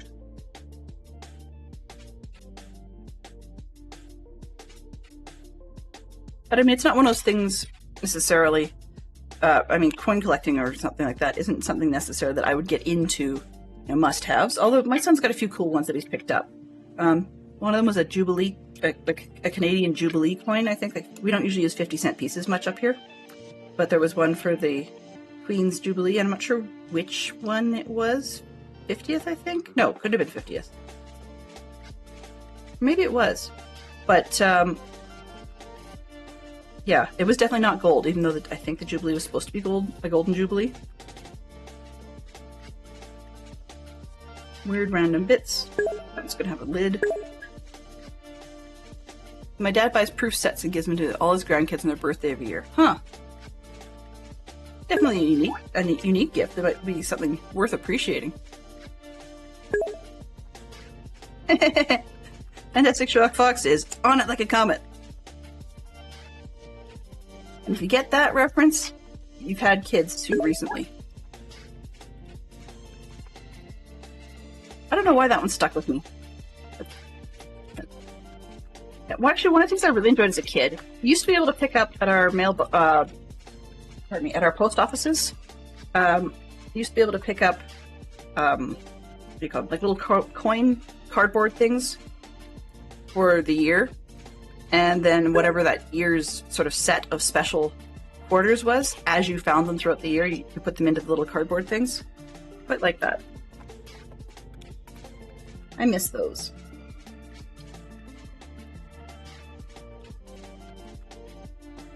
Ongoing trade. Wait, there we go. We used to be able to get those sorts of things, and it was always a fun joy to collect coins specifically to try and find the whole year. So I think I've got like all the Canadian provinces and territories, and then there was some other one I think they had yeah. But I've got a couple of different sets of that, and you can buy them complete at the end of the year, but of course you couldn't earlier on. Let's see. Movies. One film in which Chevy Chase appears. Yes. Caddyshack, of course. National Lampoon series.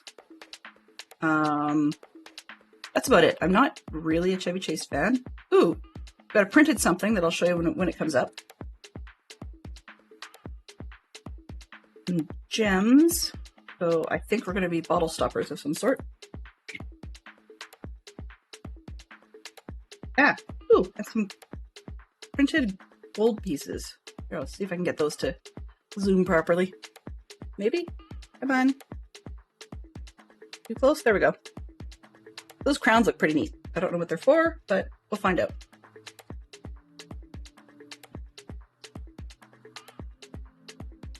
There's flesh tone bits in here. Oh, there's another. That's odd. I'm quite serious. I'm just not used to the flesh tone colors, particularly not in quarter pie shapes.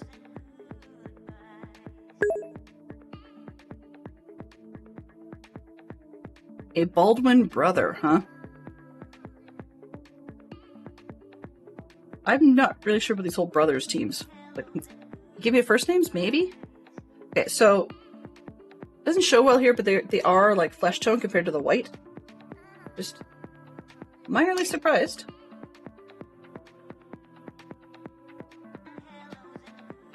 I mean, I know it's a sleeping quarters, but I'm not sure what you would use that for. I'm also curious to find out what details they included and what details they didn't.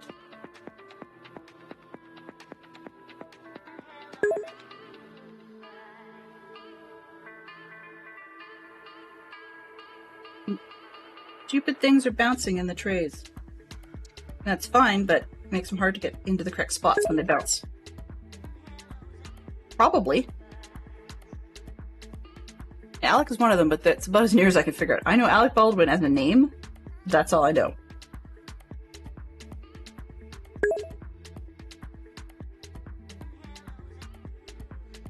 Yeah, I don't know any of them. Fantastic Sherlock Fox and I really don't watch much for movies. We should, but we don't. We've got a few that are on our to-watch list, like catching up on the Ghostbusters series, for example.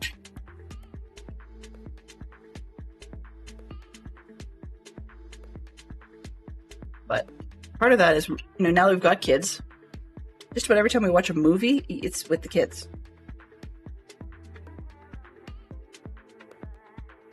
And unfortunately, our kids are not much into movies.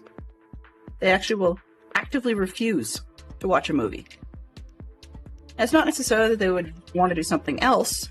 I mean, frequently when they refuse, they would actually want to watch something else that is relatively film length. They just don't want to watch a film. Alec Baldwin was in Knots Landing, 30 Rock, and Will Grace? I don't know. Maybe.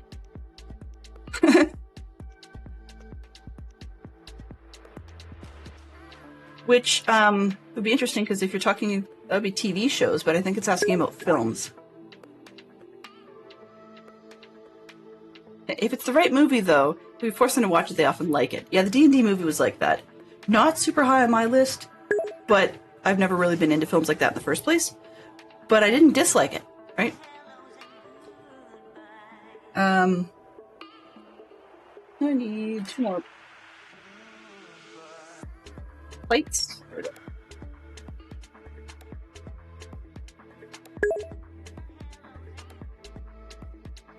Good idea, Fantastic Short Fox. Thank you for rolling it. Geek Out has gone back to Disney. Pixar Animation. Name 2 Pixar Animation short film titles. Oh, those things. Titles? Really? Wow. Yeah, Fantastic Sherlock Fox sometimes forces movies, and sometimes I get my nose out of joint over it, which was really rude because I had no reason to. Uh-oh. The uh-oh being... Okay, there we go. Wedge-shaped pieces, when they're wedge side down on a flat surface, I can't grab them very well with my nails clipped, so yeah. Not easy.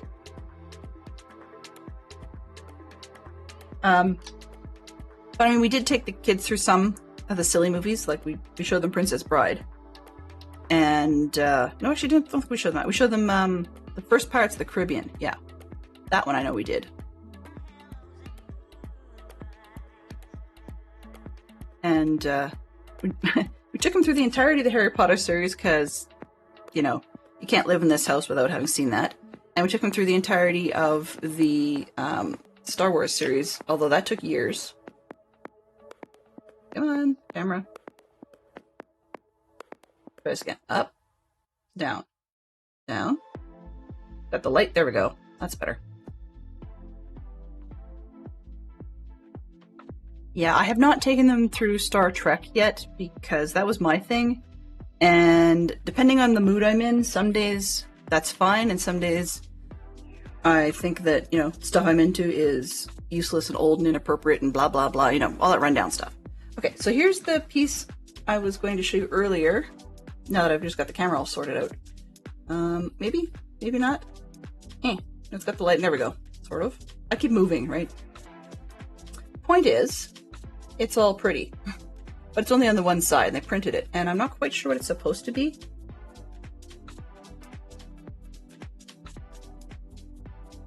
But the reason I was showing you right then is because it goes into the chest, and then we never see it again, really. So, I don't know what it is. Come on. Okay, I'm going to take this lid off. It's in. There we go. You Google short films, LOL. I'm not familiar with any of them. Yeah, like, I think the chess player one was like the only one I possibly recognized. If they only want you to put 2 gems in, frankly, when this is done, I'm going to store the 2 spare ones in there if we actually still have spares. So we've got a trunk, which goes on the little cart. That's cute. Cute. Ego, thank you for rolling it again. Pop culture party movies. Name 4 films with the word night in the title. Night. Okay. Silent Night, I guess. I think that was a horror flick.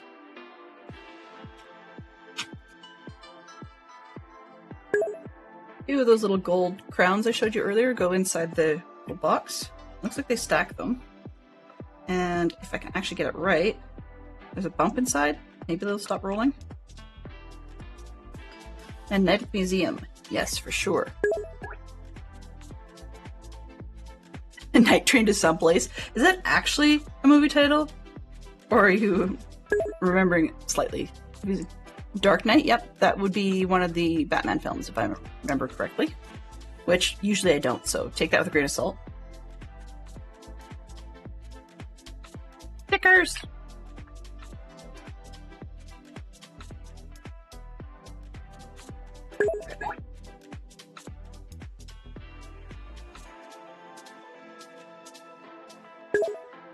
So they have stickers for the lid of the box, but then there's a little piece that goes beside it printed.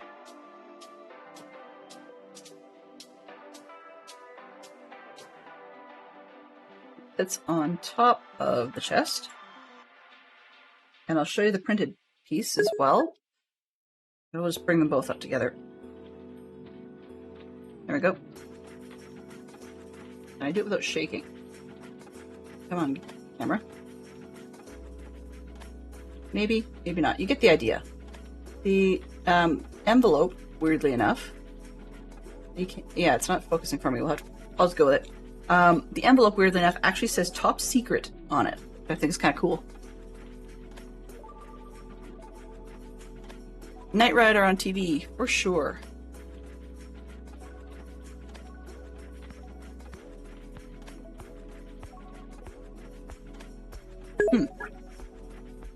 Local has the same focus challenges. Yeah, exactly. Okay, we rolled Geek Out, Pop Culture Party, music, name 2 rock operas. Oh, easy. Easy. So, I'm gonna see if anybody else can do it first. But I got that one in the bag. And I bet you Fantastic Shock Fox will think of the same 2 I do. Because, you know, it kind of happens when you live in the same house and get stuck listening to the same music. You'd make dozens of dollars. Well, I mean, there's also Marble Jade has an interesting thing where she's got one camera that generally doesn't do anything. It just would show you like a piece of the desk that you're not actually using, but it's zoomed in super short for like I don't remember what the word is, macro, I guess, and then you can just stick your hand under it and show the piece. But she had that for a while, and then her streaming setup started being fussy with her. I did that wrong. I don't need this piece on yet.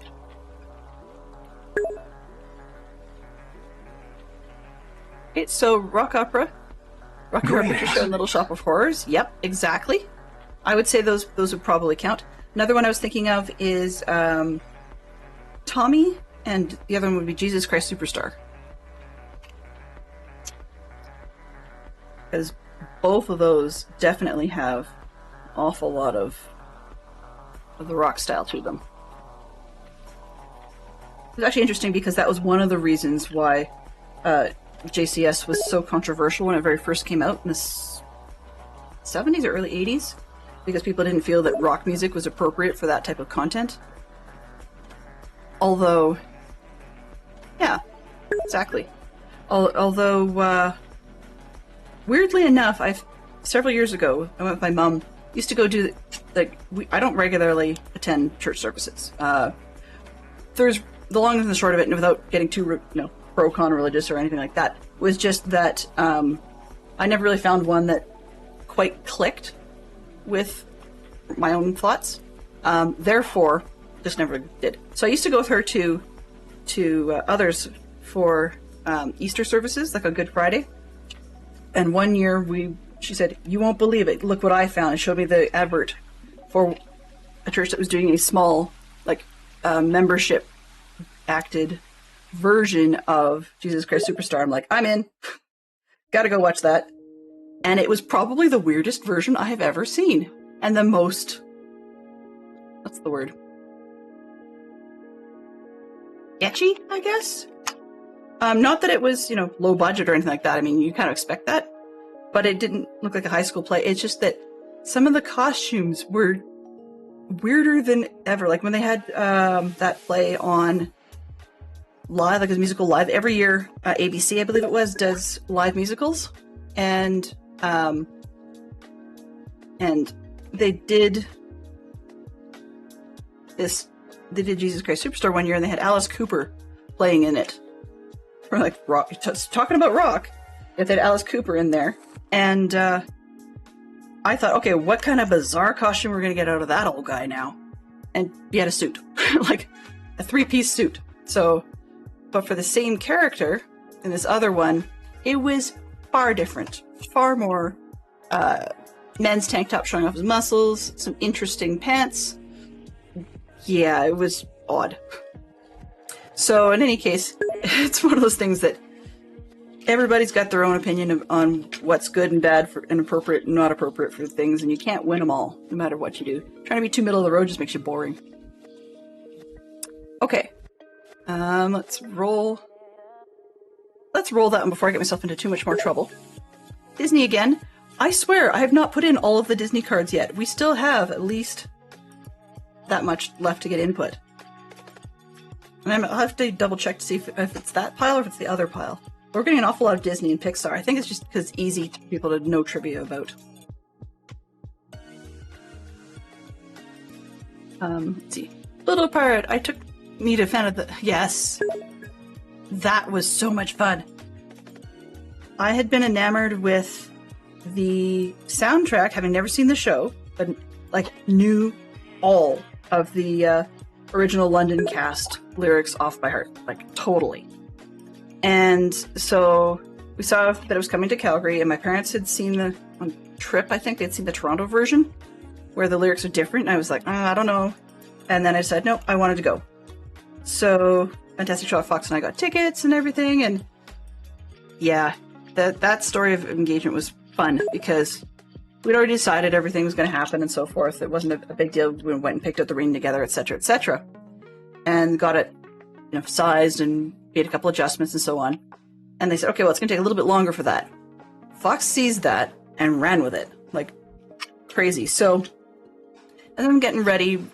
We'd heard, he told me, good fibber Fox, he told me that unfortunately he'd heard from the jewelry store that they had a little bit of a problem setting the diamond down deeper because I wanted it to be a little bit deeper so that it didn't catch on, say, gloves and things. Because if we get enough winter up here that I don't want to take a ring like that off to go somewhere and lose it. So, anyways, he told me that it wasn't going to be ready, and so instead he picked up a lovely necklace. I thought, that was amazing, so romantic and how nice of him, and on and on and on, right? So yeah, I know he's heard me tell this story before. Anywho, so we went off to a restaurant for dinner prior to going to see the Phantom of the Opera, because as you do, right? Nice thing to do. And he, as we're getting ready for dessert, waiting for that part to come up, goes, you might want to try this on to make sure it fits. And hands me the engagement ring. And I was like, you brat. You totally had me going. I fell for it. I said, am I really that stupid all the time? He wisely said no comment. So anyway, yeah. And then we had a great time at the theater, but of course, I was somewhat distracted. Yeah. Well, you're a good liar, and I'm incredibly gullible. So between the two of us, you're very good at pulling the wool over my eyes, and do very frequently. I did not know about this train at all, and I'm impressed because I was fairly certain that when I found out afterwards, my son had been there during the purchase. I was like, really? How could he have actually kept that secret that long? But I have to keep reminding myself, my son actually is quite a chip off the block. He may have more my body shape overall, but he's definitely got Fantastic Sherlock Fox's personality. So, yeah. But I do have to gently remind my mother-in-law that my son does not like being referred to that way, like as in specifically so similar, because yes, Fox, I know you don't like it when I tell this story, but she refers to Fantastic Sherlock Fox's father as Big Bear, and then Fantastic Sherlock Fox would be Little Bear, and Alex, our son really hates being called Baby Bear. Really hates being called Baby Bear. Star Wars fan kid really does not like that at all. Nor does he like being called Charlie Brown, but I think we'll have more luck on the Bear front than we'll have on the Charlie Brown front, so he's sort of choosing to pick his battles. Alright, so that's an interesting floor tiling. I like that. Which I am betting will probably be a washroom of sorts. Yeah, he doesn't like being called names in general. That's true.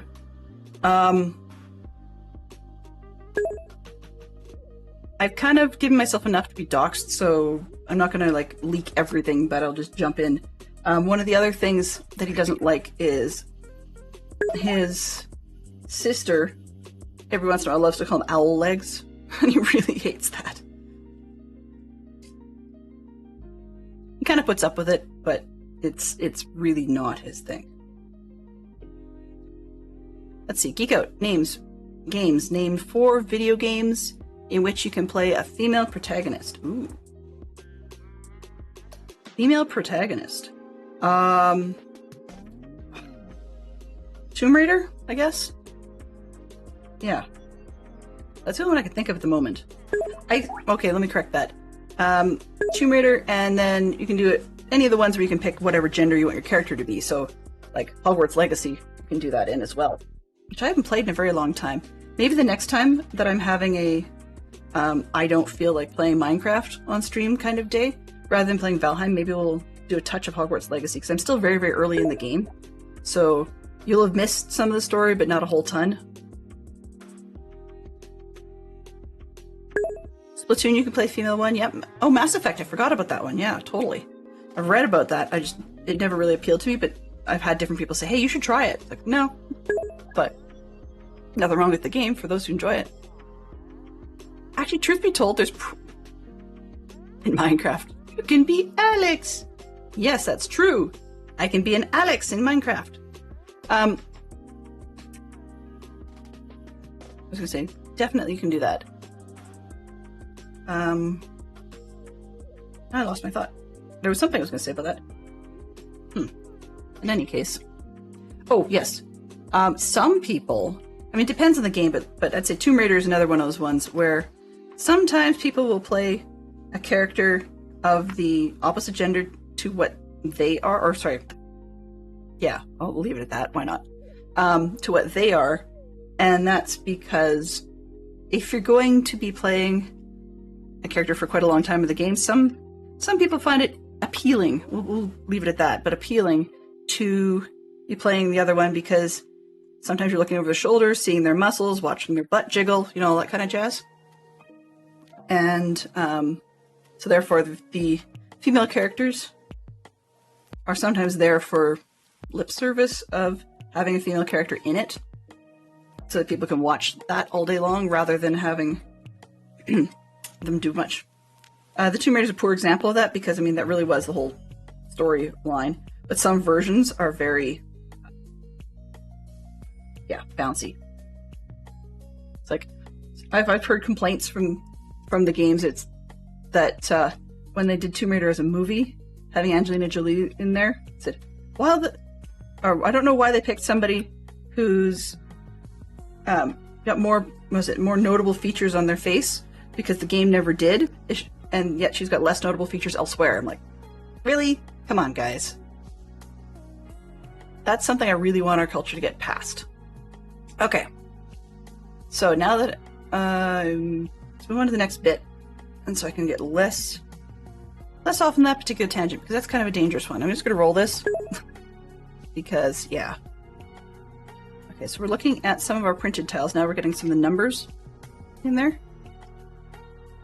Geek Out has become Disney live action. Name 3 films released after 2010. Now remember, Disney does own other company properties, so it doesn't actually have to come out under the Disney title. Although, just about all of their, if I can remember correctly, just about all of their live action, quote-unquote, remakes of a good number of their animated films are post-2010.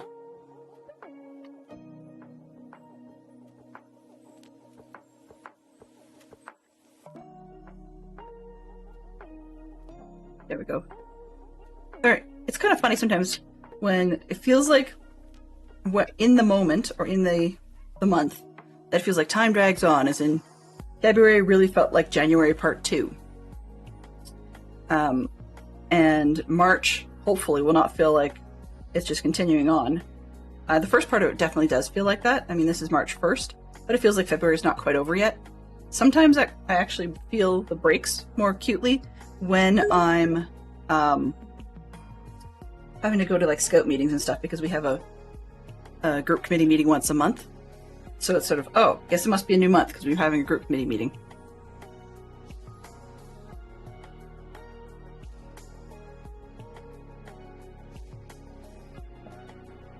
Yeah, on the Disney live action, I'm thinking, oh, sorry, where I was going with that is, sometimes it feels like time flies, but then when I go to think of films, for example, I realize that, oh, well, that happened quite a number of years ago, even though it felt like it was just last summer. But then again, half the time, I never know what I did last summer.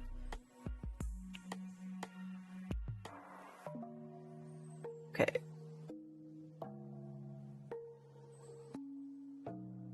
So we're back into the lovely pre-printed Orient Express strips. Those are beautiful. I love them.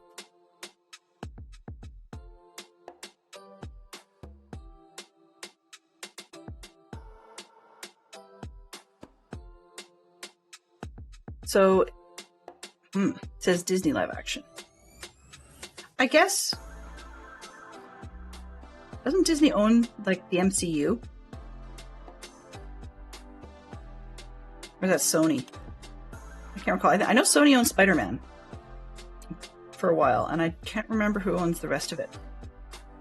But if not, you've got plenty of the Guardians of the Galaxy kind of stuff, because, I mean, Disney's definitely got rides and things themed off that, which is something I should remember. So I guess if you want to go with the Guardians of the Galaxy material, they've got that in their favor. Sony owns Spider-Man and Disney owns Marvel. Okay, I see. So when you see the combo stuff, like, what is it called? The last of the... Anyways, it sounds like that you see some of the Infinity War type stuff that Disney would have had to do a deal with Sony in order to be able to get permission to use those characters, I guess. Once again, that is nothing more than a guess. Alright, so I'm hearing a lot of rattling and banging from upstairs I don't have to do anything about, but I'm realizing it's 1/4 the top of the hour, which means we have about 45 minutes or so left of build for today. And then I will pause and bring it back next week. Yeah, there was a deal made to use Spider-Man, okay. Clearly they used Spider-Man a lot. Must have been a fairly lucrative deal. Yeah, so we've got... That adds a whole ton of movies to the live-action films. Name 3 of them released after 2010. If I can remember them at all, then, yeah. Probably some of the Iron Man films as well.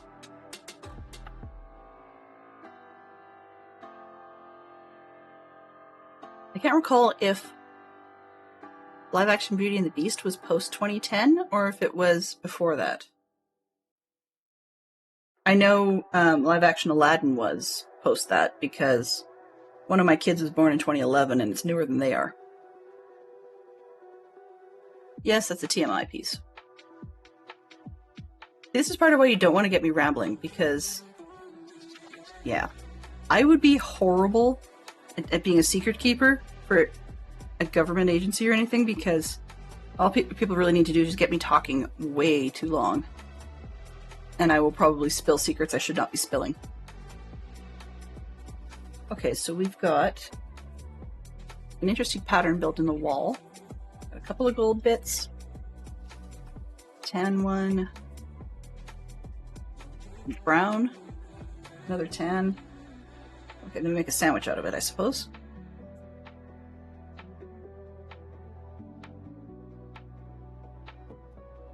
It looks like we've got gold, tan, brown, tan, gold.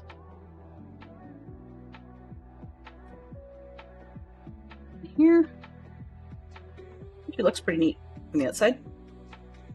I don't know why streaming makes me itchy. I know it sounds dumb, but my face really does get itchy. Okay, so it's gold rim. Says we're off to the next stop of Budapest in Hungary. I'm mispronouncing that for sure. I think it's closer to Budapest. SHT sort of pronunciation. But I don't know any Hungarians to actually ask.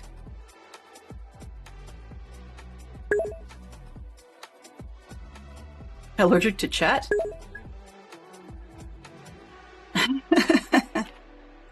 No, it even happens in this particular room when I'm playing a game on my own or building something on my own.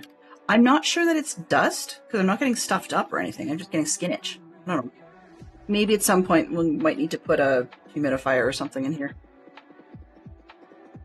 Okay, and this side.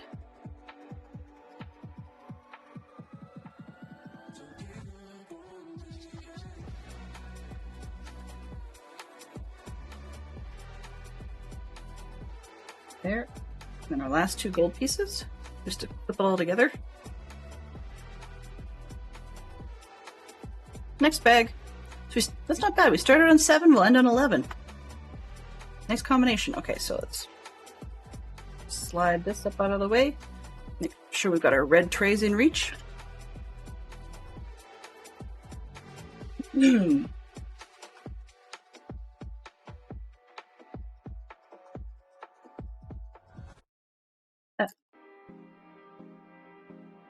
Last week I'd thrown the bags all over the floor.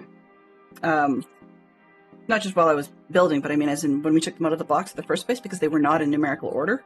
And then after stream I took some time to go back and quite literally pick them up off the floor, put them back in the box in numerical order so they'd be easier to pull out. And my office doesn't get quite so messy. But I'm still throwing the plastics as we open them on the floor. I'll clean that up after.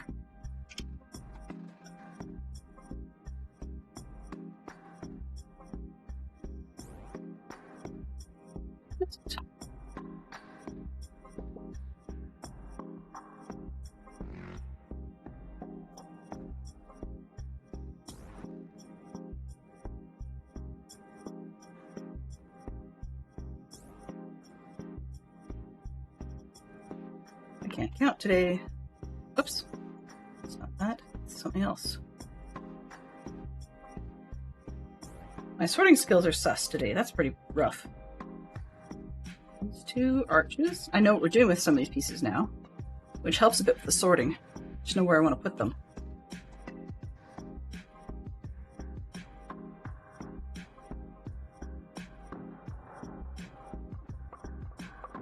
And some of this will be a little bit rinse and repeat from last week.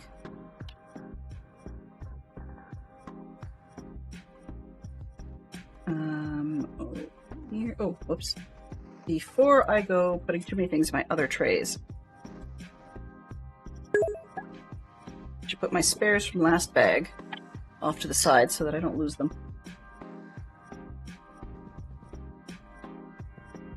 3 live-action films by Disney after 2010. Ghostbusters Afterlife, Avengers, Age of Ultron, Indiana Jones and the Dial of Destiny. Yes, so Disney. So Disney it hurts.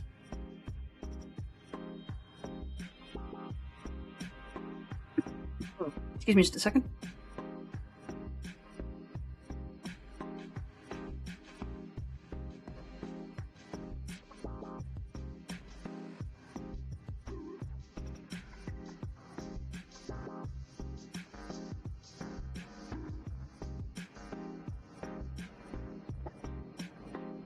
Start laughing. It's a score. You guys got to see me pour coffee down my face on stream. Yay! I'm just gonna get it on the shirt. That's fine. And yes, Poodle, this is my Phantom of the Opera shirt. The mask glows, so when I go to hug the kids at night, and they've got their lights off, they can totally tell when I'm in the room. I've got a scout shirt that glows as well. A lot of these out.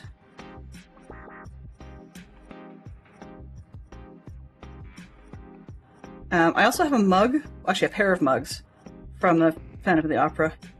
I think my mom had given me one years ago from when they went to see it, and it unfortunately made its way into the dishwasher, which shouldn't normally be a problem, but it had been one of those ones where you add heat and then the design shows up.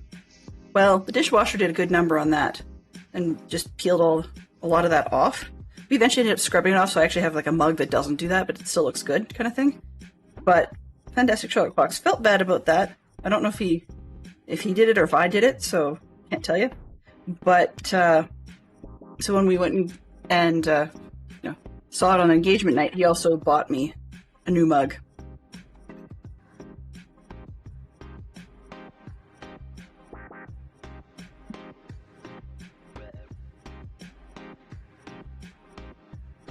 They're very random bits, so keep them out of the way. Okay. Little bag.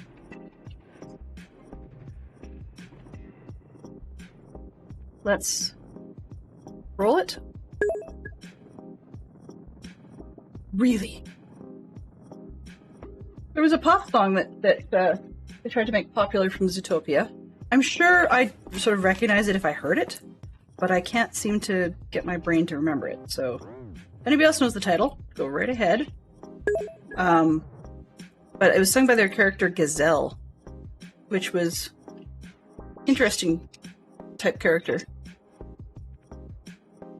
Yeah. Oh yeah, Gazelle was played by Shakira. And there was a rather hefty cheetah in the film. It was totally head over heels for Gazelle. And he spent all his time behind the police desk eating donuts. If you wanted something done, he'd try to... The cheetah would try to follow the rules, but then you either say something about Gazelle to distract or bring him donuts. And you definitely could bend his activities to your favor. All right. Where shall we start? Well, shall we start at the beginning? That's where most people start.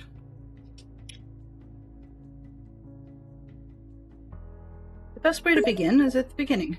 Although if you're in Alice in Wonderland, it might be the best is to begin at the end and work your way back to the beginning. Because then you will know where you've come from and where you have to be.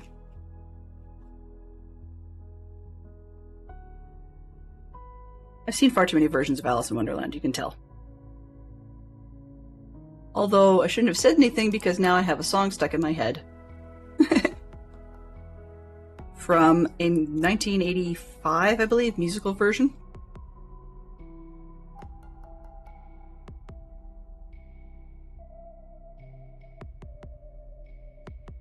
And I wish it was a good song, but it's not.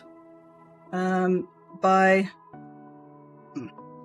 thing with this 1985 musical version, if you ever get the chance, I think the first piece is actually called Alice in Wonderland, and then it was like a made-for-TV thing. And then the second one was called Through the Looking Glass, like the second half. But I'm not sure if that's just... Wolfen! Wow. Wolfen streamed.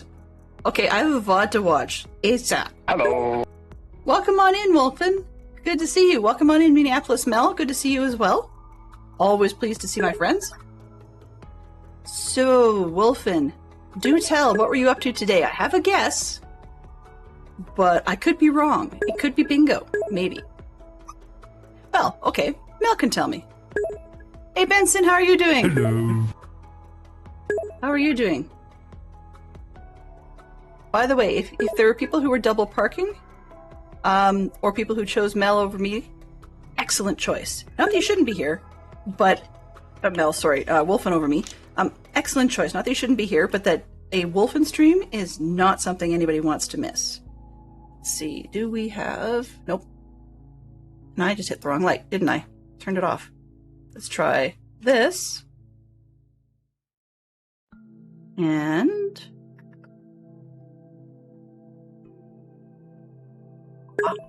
Ooh, my cheaty buttons. There we go. Yeah, who doesn't? People almost always have settings to work out. That didn't work out. Okay, we'll do it the old-fashioned way.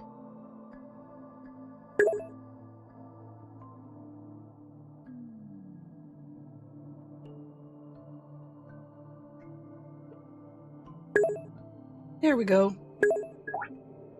Nope, did it wrong. I can't spell. I don't know. Hello. Hopefully somebody with more brains than me can do that at some point. If you are not following Wolfen, do click on her name and make sure that you do. Give her a follow. An amazing, amazing person, and I'm expecting an amazing, amazing streamer as well. I said, your VOD is #1. Back again. Who's back again, you or me? Look who's back. Back again. Wolfen's back. With her friends. So we are working on the Orient Express train, as you guys are aware. We are starting the second vehicle, so we're on to the sleeping car. I'll give you a real quick look at the at the one that we finished earlier. So we did the dining car last week, half of it, and this week we just added the windows, the labels of where it's going, and the roof. Plus, we got to the undercarriage section with all the, bits and bobs and wheels and such. Lots of detail to be had. So yeah, we are on bag, what are we at? 11, I think? So we started on bag 7 and we're moving to 11. You! Yeah, I'm probably going to regret that little sing-songy bit, but, have some fun. That's what it's all about. I had an admission to make, and it's not a big one, but because I've been streaming, and because I've been streaming Lego and streaming gaming from time to time, not that that's necessarily a rare thing, but I'm finding that I'm talking to myself more, as in stuff that would be inside, you just think it, ends up outside. I'm not crazy sounding yet, but yeah. And initially I had an excuse for that, as in my excuse had become, okay, well, I'm going to pretend that I'm doing that so that I'll call it practice for streaming. Yeah, that's it. But I have not told the therapist about that yet. She'll probably say I'm off, I'm off my rockers or whatever. I'm totally crazy. Hello, Zerk. External monologue. Yeah. You don't want to hear the internal one. It's not nice, so we're not going there. But suffice to say, self-critical. I'll just leave it at that. So when that part becomes external, yeah, not a good day. All right, so yeah, I'm enjoying all the details they put in the first dining car. Got some really interesting floor tiles here, so I'm curious to see what they end up doing with that section. It's a small one, so I would not be surprised if it's something referencing a washroom, but that would be, to me, it seems odd because it's not something you commonly find in Lego, being washrooms, but you gotta have one on a train, so I don't know. I skipped it when I made a Minecraft version of this train. But this one, you never know what they're gonna do. But yeah. So Wolfen, were you doing bingo by any chance? Seems to be the stream content du jour for the DC community, and I would say everybody can use all the practice they can get. Some more than others, but so I looked back, I'll mention it again, but I looked back at my bingo personal best, and unfortunately it was from 2022 because me and bingo aren't best buds, and it was 1 hour and 27 minutes and change. So, so when it was the will we even bother to get blackout on this one, yes or no, was the way one of our predictions went yesterday. And I'm hoping that other people who claim they're absolutely terrible at bingo are far better than that. And I'm skipping steps, aren't I? Yep, I did. Skipped a lot. Let's get the other pieces on here. Under there. Stick this one out that away.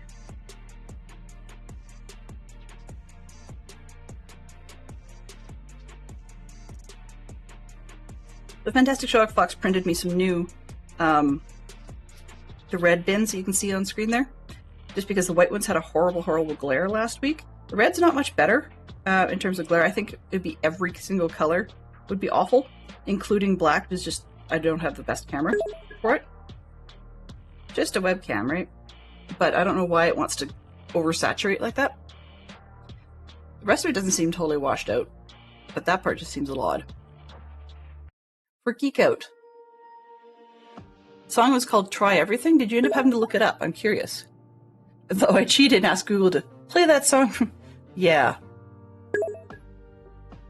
Okay, new one. Pop Culture Party, Literature. Name 2 fictionalized accounts of real people. Oh. Let's see where this one goes. Could be good, could be frightening. And I put these in the wrong spot. Fictionalized accounts of real people. I mean, we're talking about biopics, right? P.T. Barnum, yeah.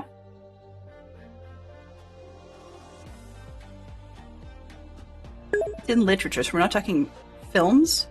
But yeah, if watching would totally be Greatest Showman. Remember.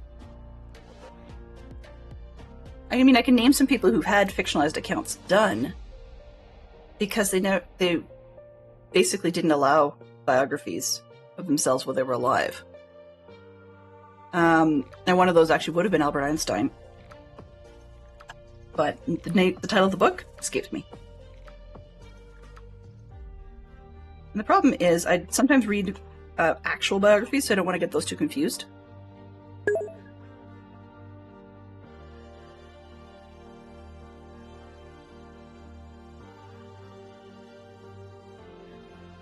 I actually build it the way they say instead of getting myself distracted. That might help. Okay, so we have about 25 minutes left of today's build elements, and then we'll pause it. But I want to see how far we can get on this one because it'd be nice to be able to start seeing what they have for details on the inside. I don't think we're going to get that out of this bag though, just because this appears to be a lot of the doors on the ends of the car. Essential, but yeah, which means that some of that question will need to be answered next week. This one. We're not quite halfway, as you can see by the little character at the bottom right of the instructions, who's not there on this page because this is the second half of the two-page spread.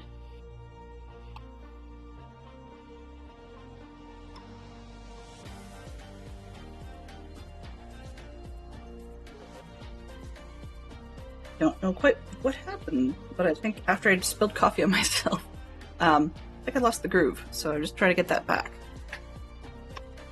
There we go. Okay. Much better. Ooh, art. Okay, that helps. Art always helps.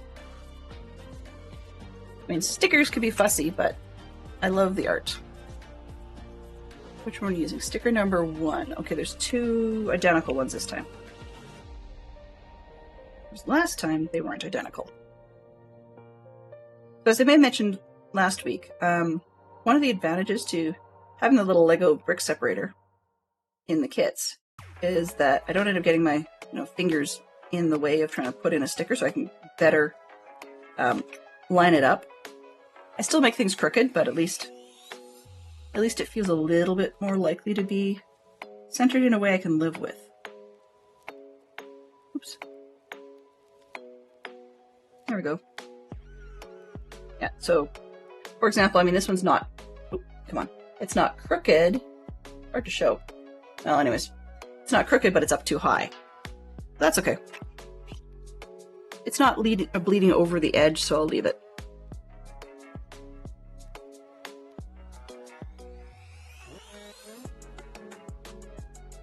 And there we are with that one installed.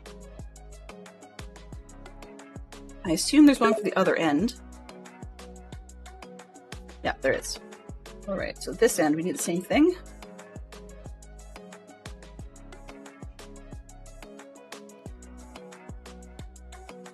Interesting how much of that little sandwich in the doorway, that after we had gone to the effort of making it, they're going to go cover it up.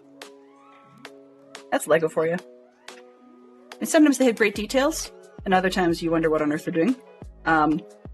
But, for example, when they make their brick heads, characters like Venom often have yellow insides in the middle of their brick heads, whereas characters such as like the Harry Potter series I'm doing because they're human, then when it gets to inside the head, they actually have like the interior of it filled in with a big pink brick for the brain. I just think that's kind of neat how it changed that up. I am shaking. That's probably why that last one went crooked. There we go. They're equally high.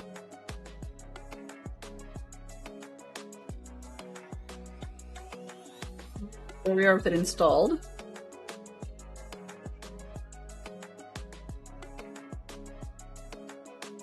Okay, lots of little bits and bobs.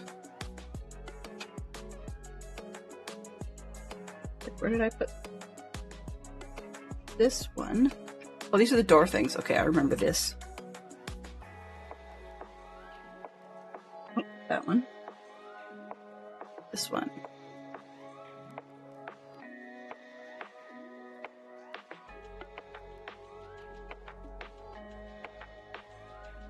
I think the coffee's kicked in. I'm shaking. That's weird. Normally it doesn't. I can actually have 2 mugs full and it doesn't throw me. I'm not sure what's up today. Anyway, yeah. Okay, that one went there. Then we put another one on top.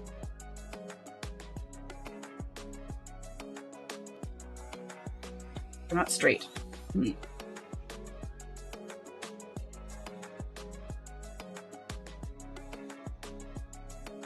Close enough.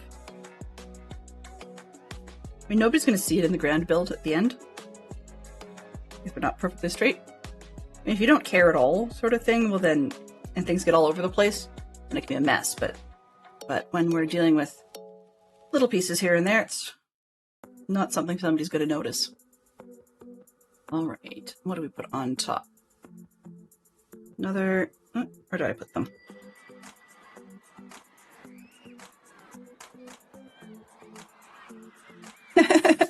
Okay, this song is actually called Yellow Brown Eyes. It's an instrumental version of it, apparently, by a group called, or an artist called Peachy Pavement. I will admit, some of the ones I see on the Epidemic Sound have really strange group names. Really odd artist names. We're back to those shapes that I call bedroom slippers. Like a flat with a wedge on it.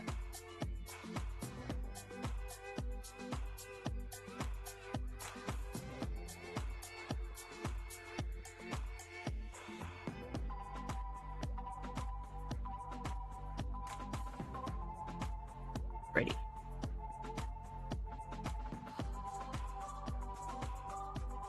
We're gonna have to do this 4 times, I'm afraid. Okay, that did not go well. There we go, that's better.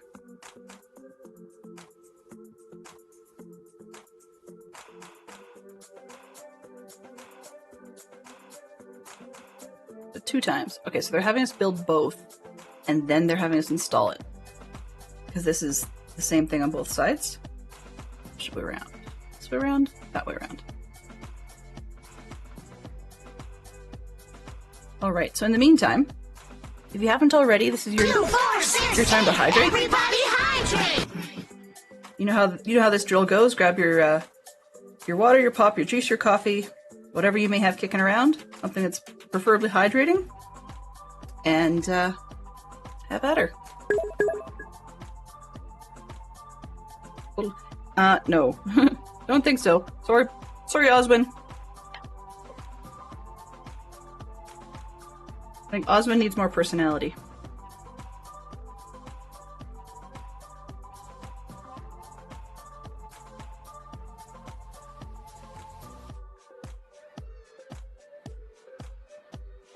I'm gonna cheat and have some coffee. There we go. If I was drinking just water, but only having the 2 ounces per stream, that's not great. Okay. I'm going to need one of those. I'm going to need one of these.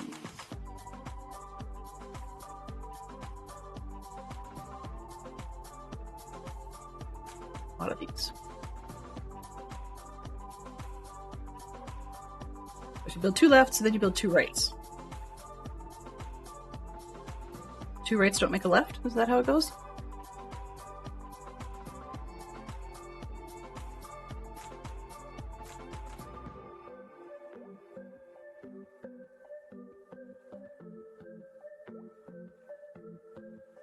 Watching a little video the other day, I've stumbled onto a lot of videos by ADHD people. You can imagine. It's just, you fall down a rabbit hole.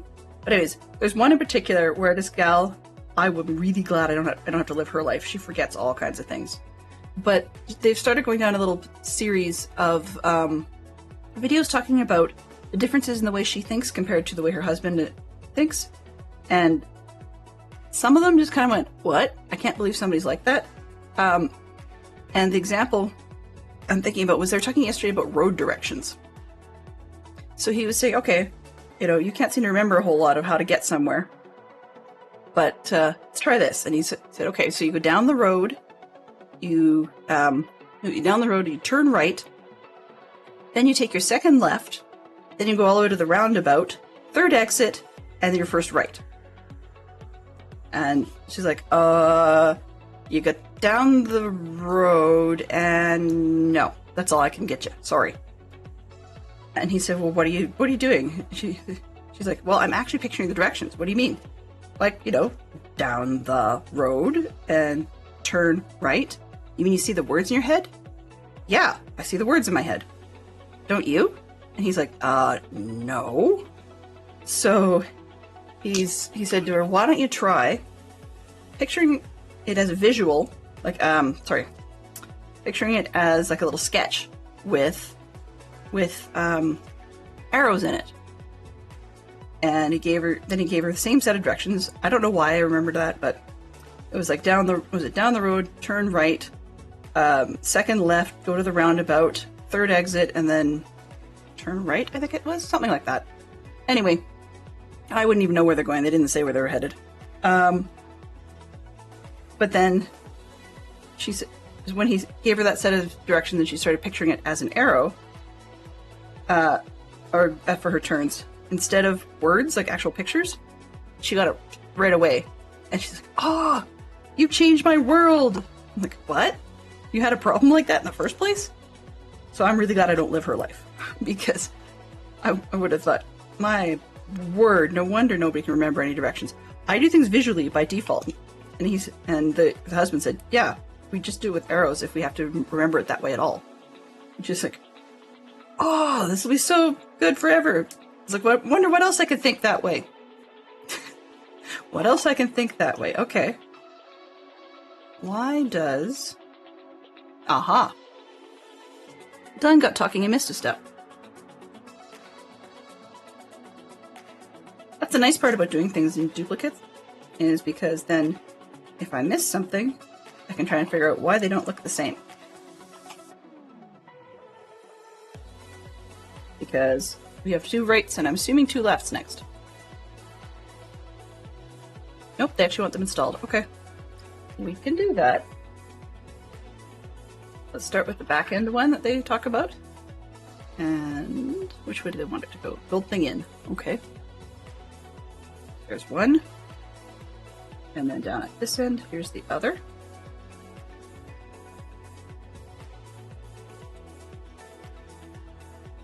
Yep, here comes the left side. Exciting content, only the best. Okay, let's put that one down. I'm not going to do the duplicate thing this time because that's like where I was putting 2 together, because that's throwing me. Okay, why? I moved one of my bins. Shame on me.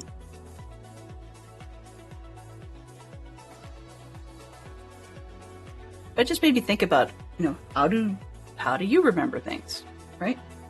How do I remember things? And just breaking it down.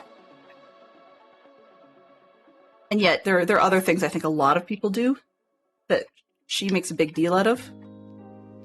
So, wish I could think of a good example right now, because finding a lot of these these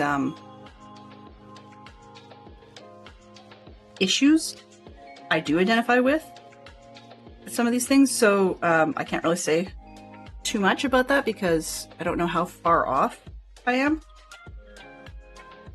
There's disorganization, and there's forgetful, and then there's short ways around things, and so on. But the key is, you gotta do them. If you don't do them, then you're just lazy regardless. It's like, nope, sorry, I can't today. Well, yeah, I know, but that doesn't go over very well. It does not go over very well in the grander scheme of things. I'm having one of those jump all around days. That's not good.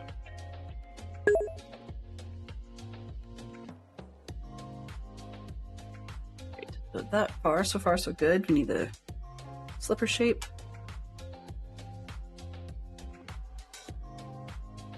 these. 2 by 1. And for those of you that are Lego purists, I am not worried about fingerprints. Yes, these are shiny. I should care, but I'm not going to.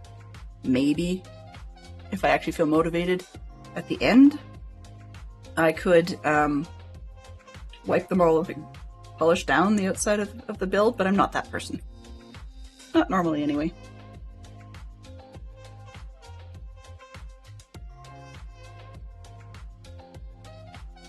Alright. We'll need one of those, one of these, a couple of those, that one, these, and the gold thing.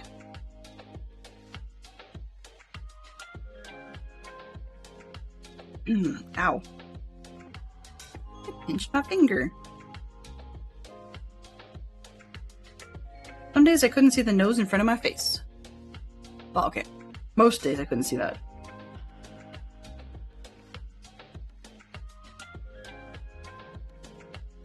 I mean, that's one where I bet you couldn't either. So, if anyone from Wolfen's is still sticking around, I'm not sure if I caught or missed the confirmation about whether or not we played bingo, and if so, how did it turn out?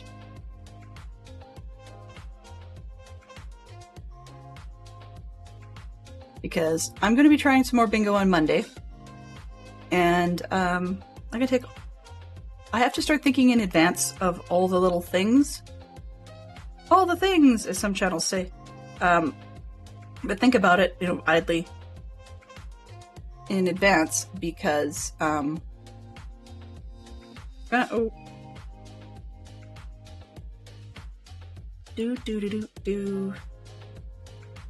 backing it up. This one, that one. Gold is on there. Blue looks like it should be on top of the gold. Okay.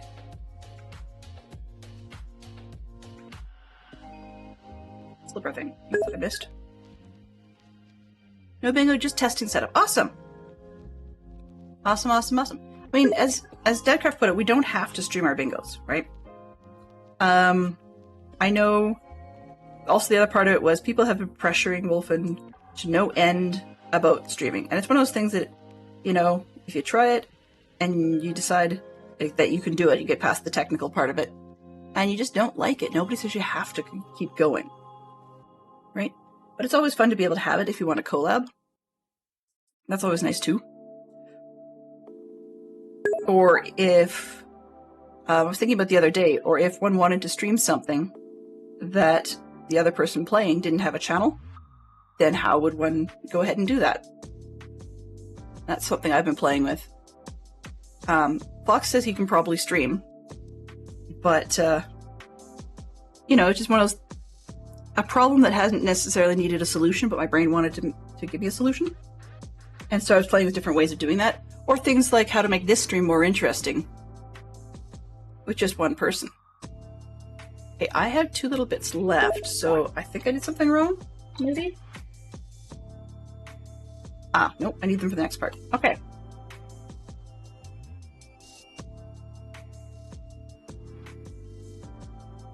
So, yeah, it's just, like, one of the things I thought about is one of my other favorite Lego channels, which some of you are familiar with, known as the Local Brick Shop, streams marbles while they're sorting, building, talking, whatever.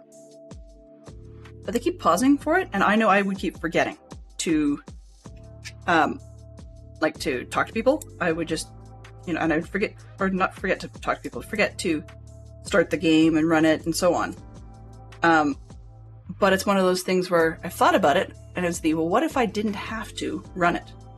Right? What if it was set up in a way that it was self-managing, and it could run itself? Truthfully, that would actually just be a mod on the other end, running it for me, but then it's like, well, how would I do that and get it on my stream? And then just playing around with different ideas on how I might do that. Because, I mean, you can do, the 2-computer setup or whatever, but there would probably be other ways of doing it, depending on how fast the internal connection was.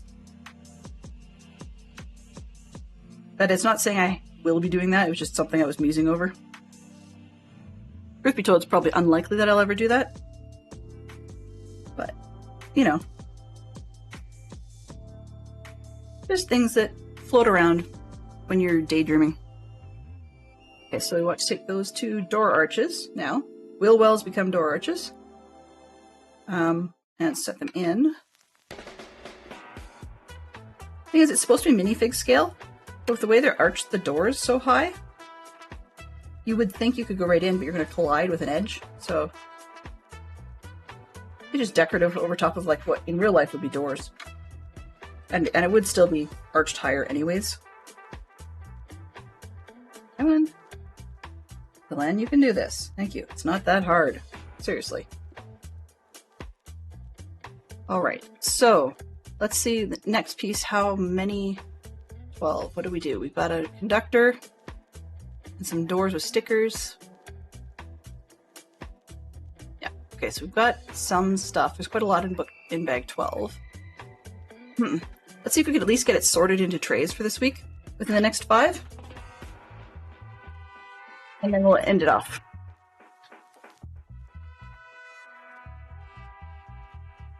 Push these.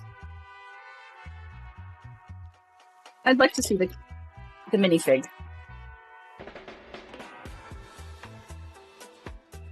Ooh, and his head nearly ended up on the floor.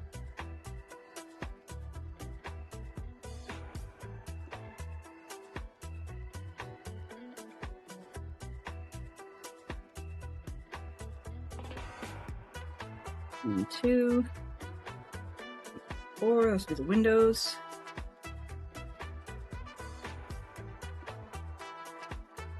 Egg baby! I've got 4 doors, 3 windows. It's in here somewhere.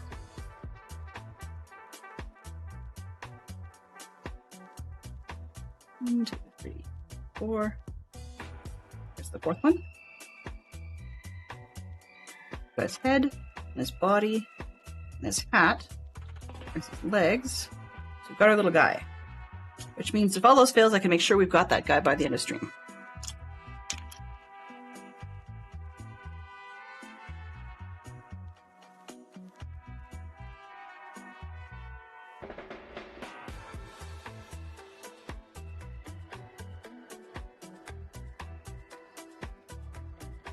Watching me Lego, wow.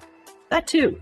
Watching me sort is probably not the world's most exciting content known to man, but hey, it's got to be done at some point. I'm not really one for just pouring things on the desk and then digging around for the right parts.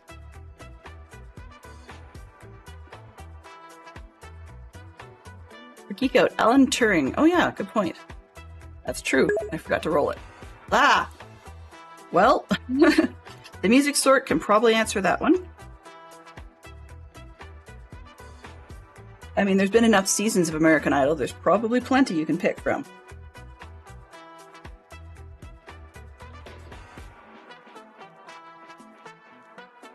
What's his face? Tyler was on it at one point. Steven Tyler, I think? Suitcases! Nice.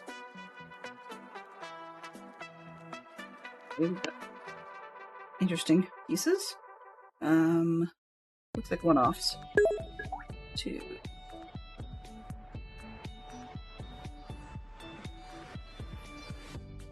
You could name some from America's Got Talent, but not Idol. Yeah, I think the only time we saw American Idol, the two of us, was when Steven Tyler was showing one particular contestant something. That's really all it was. It was like sort of a show-off piece. YouTube does that. They break things in really weird places.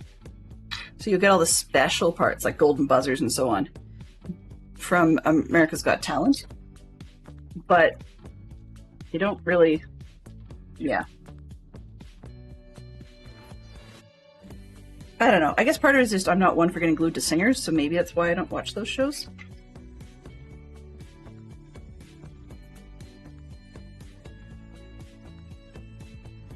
Yeah, I think Steven Tyler's probably the only one I can name. There's the odd time, though, I will watch some of the fun ones from the internet, where they clip the show. Things like... who was it? Guy from the Wallflowers, I think.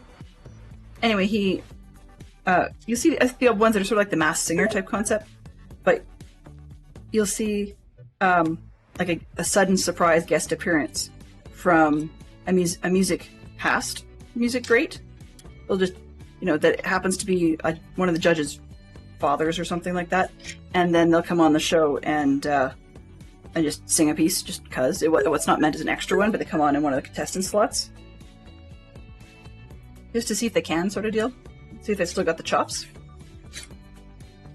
I've had ones like that where people say, or you hear them say,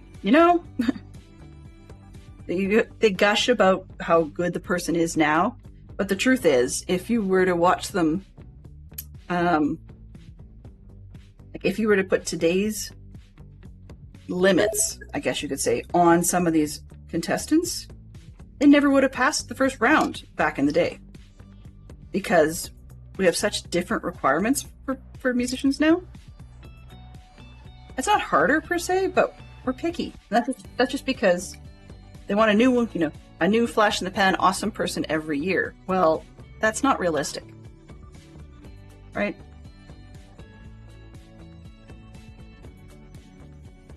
It's definitely not realistic.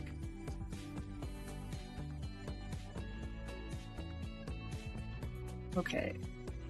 What I was forgetting last week when I was putting minifigures together was I was forgetting to put together their accessories with them.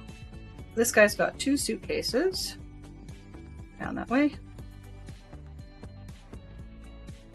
And if I can get this to focus, poor gent is, you can see he's got oh, come on camera.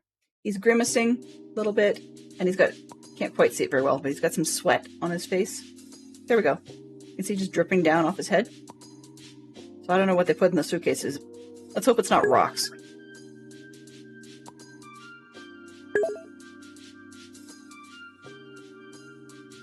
That country singer. Oh, Gwen Stefani too. Adam Levine is what comes to mind. Oh, what's his bucket and what's her face? Lovely. Yeah, that's about as far as we get. What have we got now? 6. Oh, what are we here? 6 elements from the periodic table. Wow. Yeah, Simon Cowell. I think it's probably because Simon figured out that he's so much better at doing things with, what do you call it? With the America's Got Talent type things, that he's sort of their singing specialist by his own choice. Because, he's one of the executive producers on the show. But he definitely would seem to prefer being on that show instead. Alright, so we've got some door plates at the bottom. Probably one of those, like, please watch your step things, but there's no actual text on it because it'd be too small.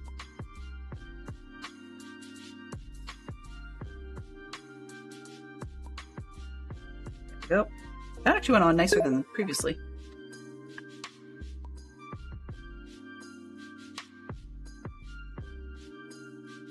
Hydrogen, helium, hydrogen, helium, oxygen, sodium, chlorine, potassium. Let me guess.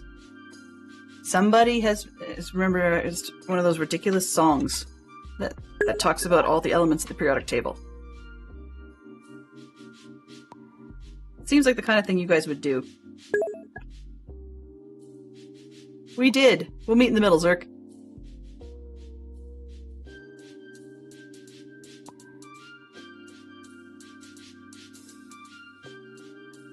That and Fantastic Shock Fox also has memorized what it says on my Bazinga t-shirt. So, yeah. Duh! I put the door on the correct side of the train, Delenn. That would actually probably make it work better. Excuse me. So basically it's 2 one way and 2 the other way. Because the stickers aren't any different. Come on, window. There we go. Let's just do it this way with all 4. And I know it's the top of the hour, but closing off the doors is probably a great place to finish. Gets rid of some of the large pieces, as well as some of the frustrating stickers.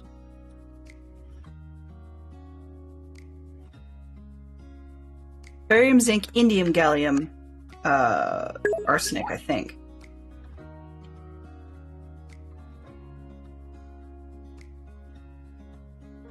Always close the doors. Yeah. You don't want anybody falling off the train, especially not throwing anybody from the train, mama or otherwise.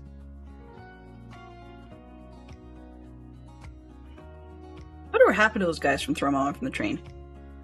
I'm kind of curious to know that.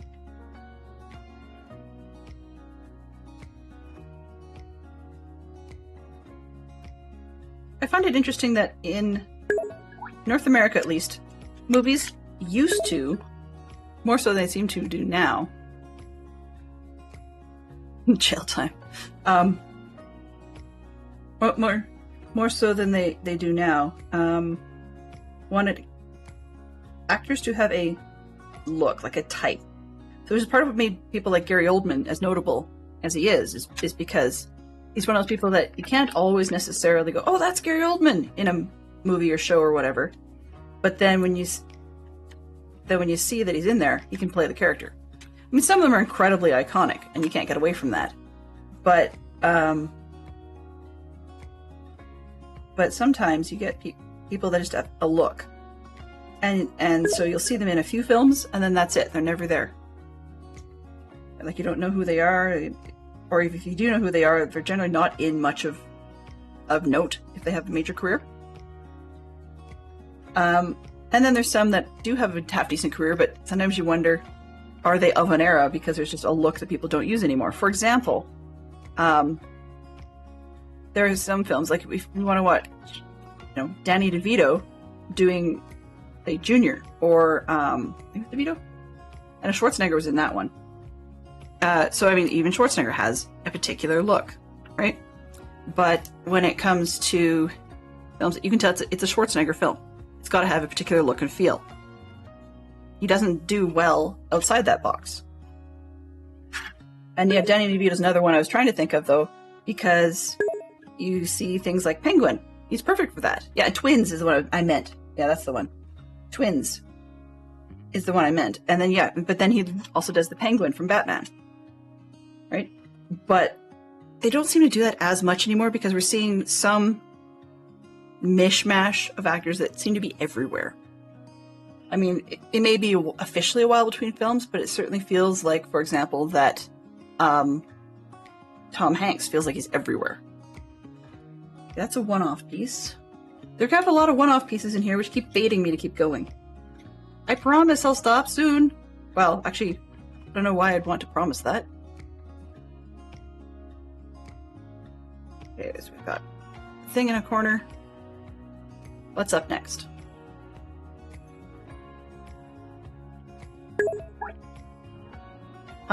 Hunger. No, actually. Soon. Actually, no, truth be told, I should be going because, pursuant to some of the conversation I started earlier about collecting things on stream, I did promise my daughter I would take her to a card shop this week and let her go through their bulk bins, because it actually turned out far cheaper than trying to collect things via packs. I mean, it's the way it goes. She's still early enough in her collection that she hasn't gotten through all of the customs yet.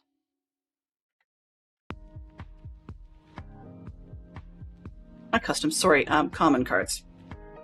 Customs would be completely opposite to what I meant.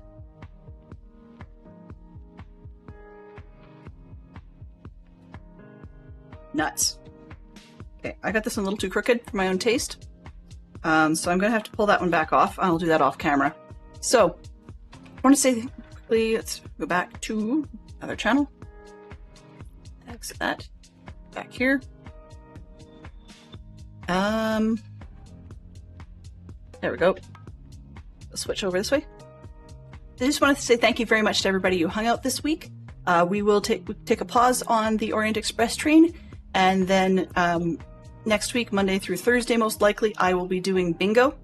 I just have a bunch of grinding stuff in the main Minecraft world that probably should just be done off screen. It's just sheer volume.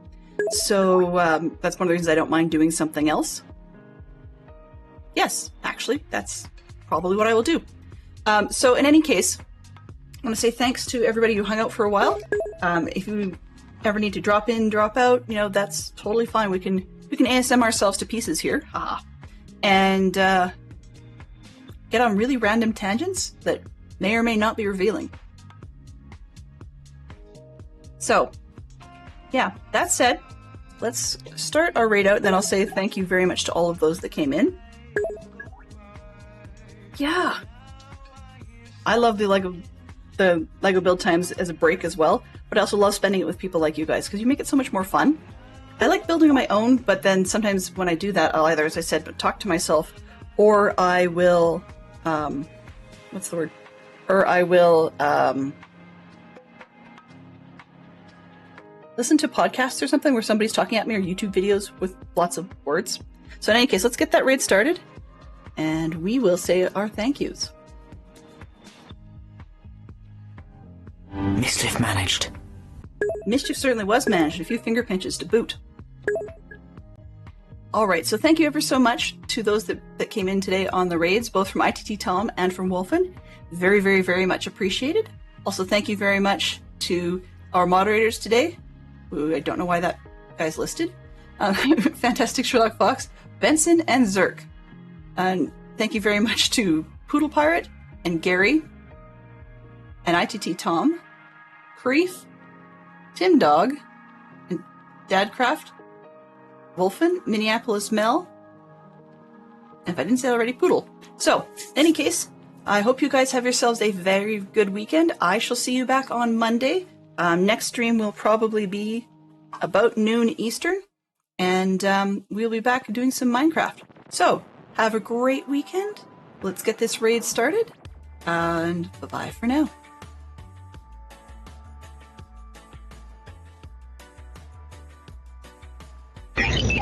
Transfer complete.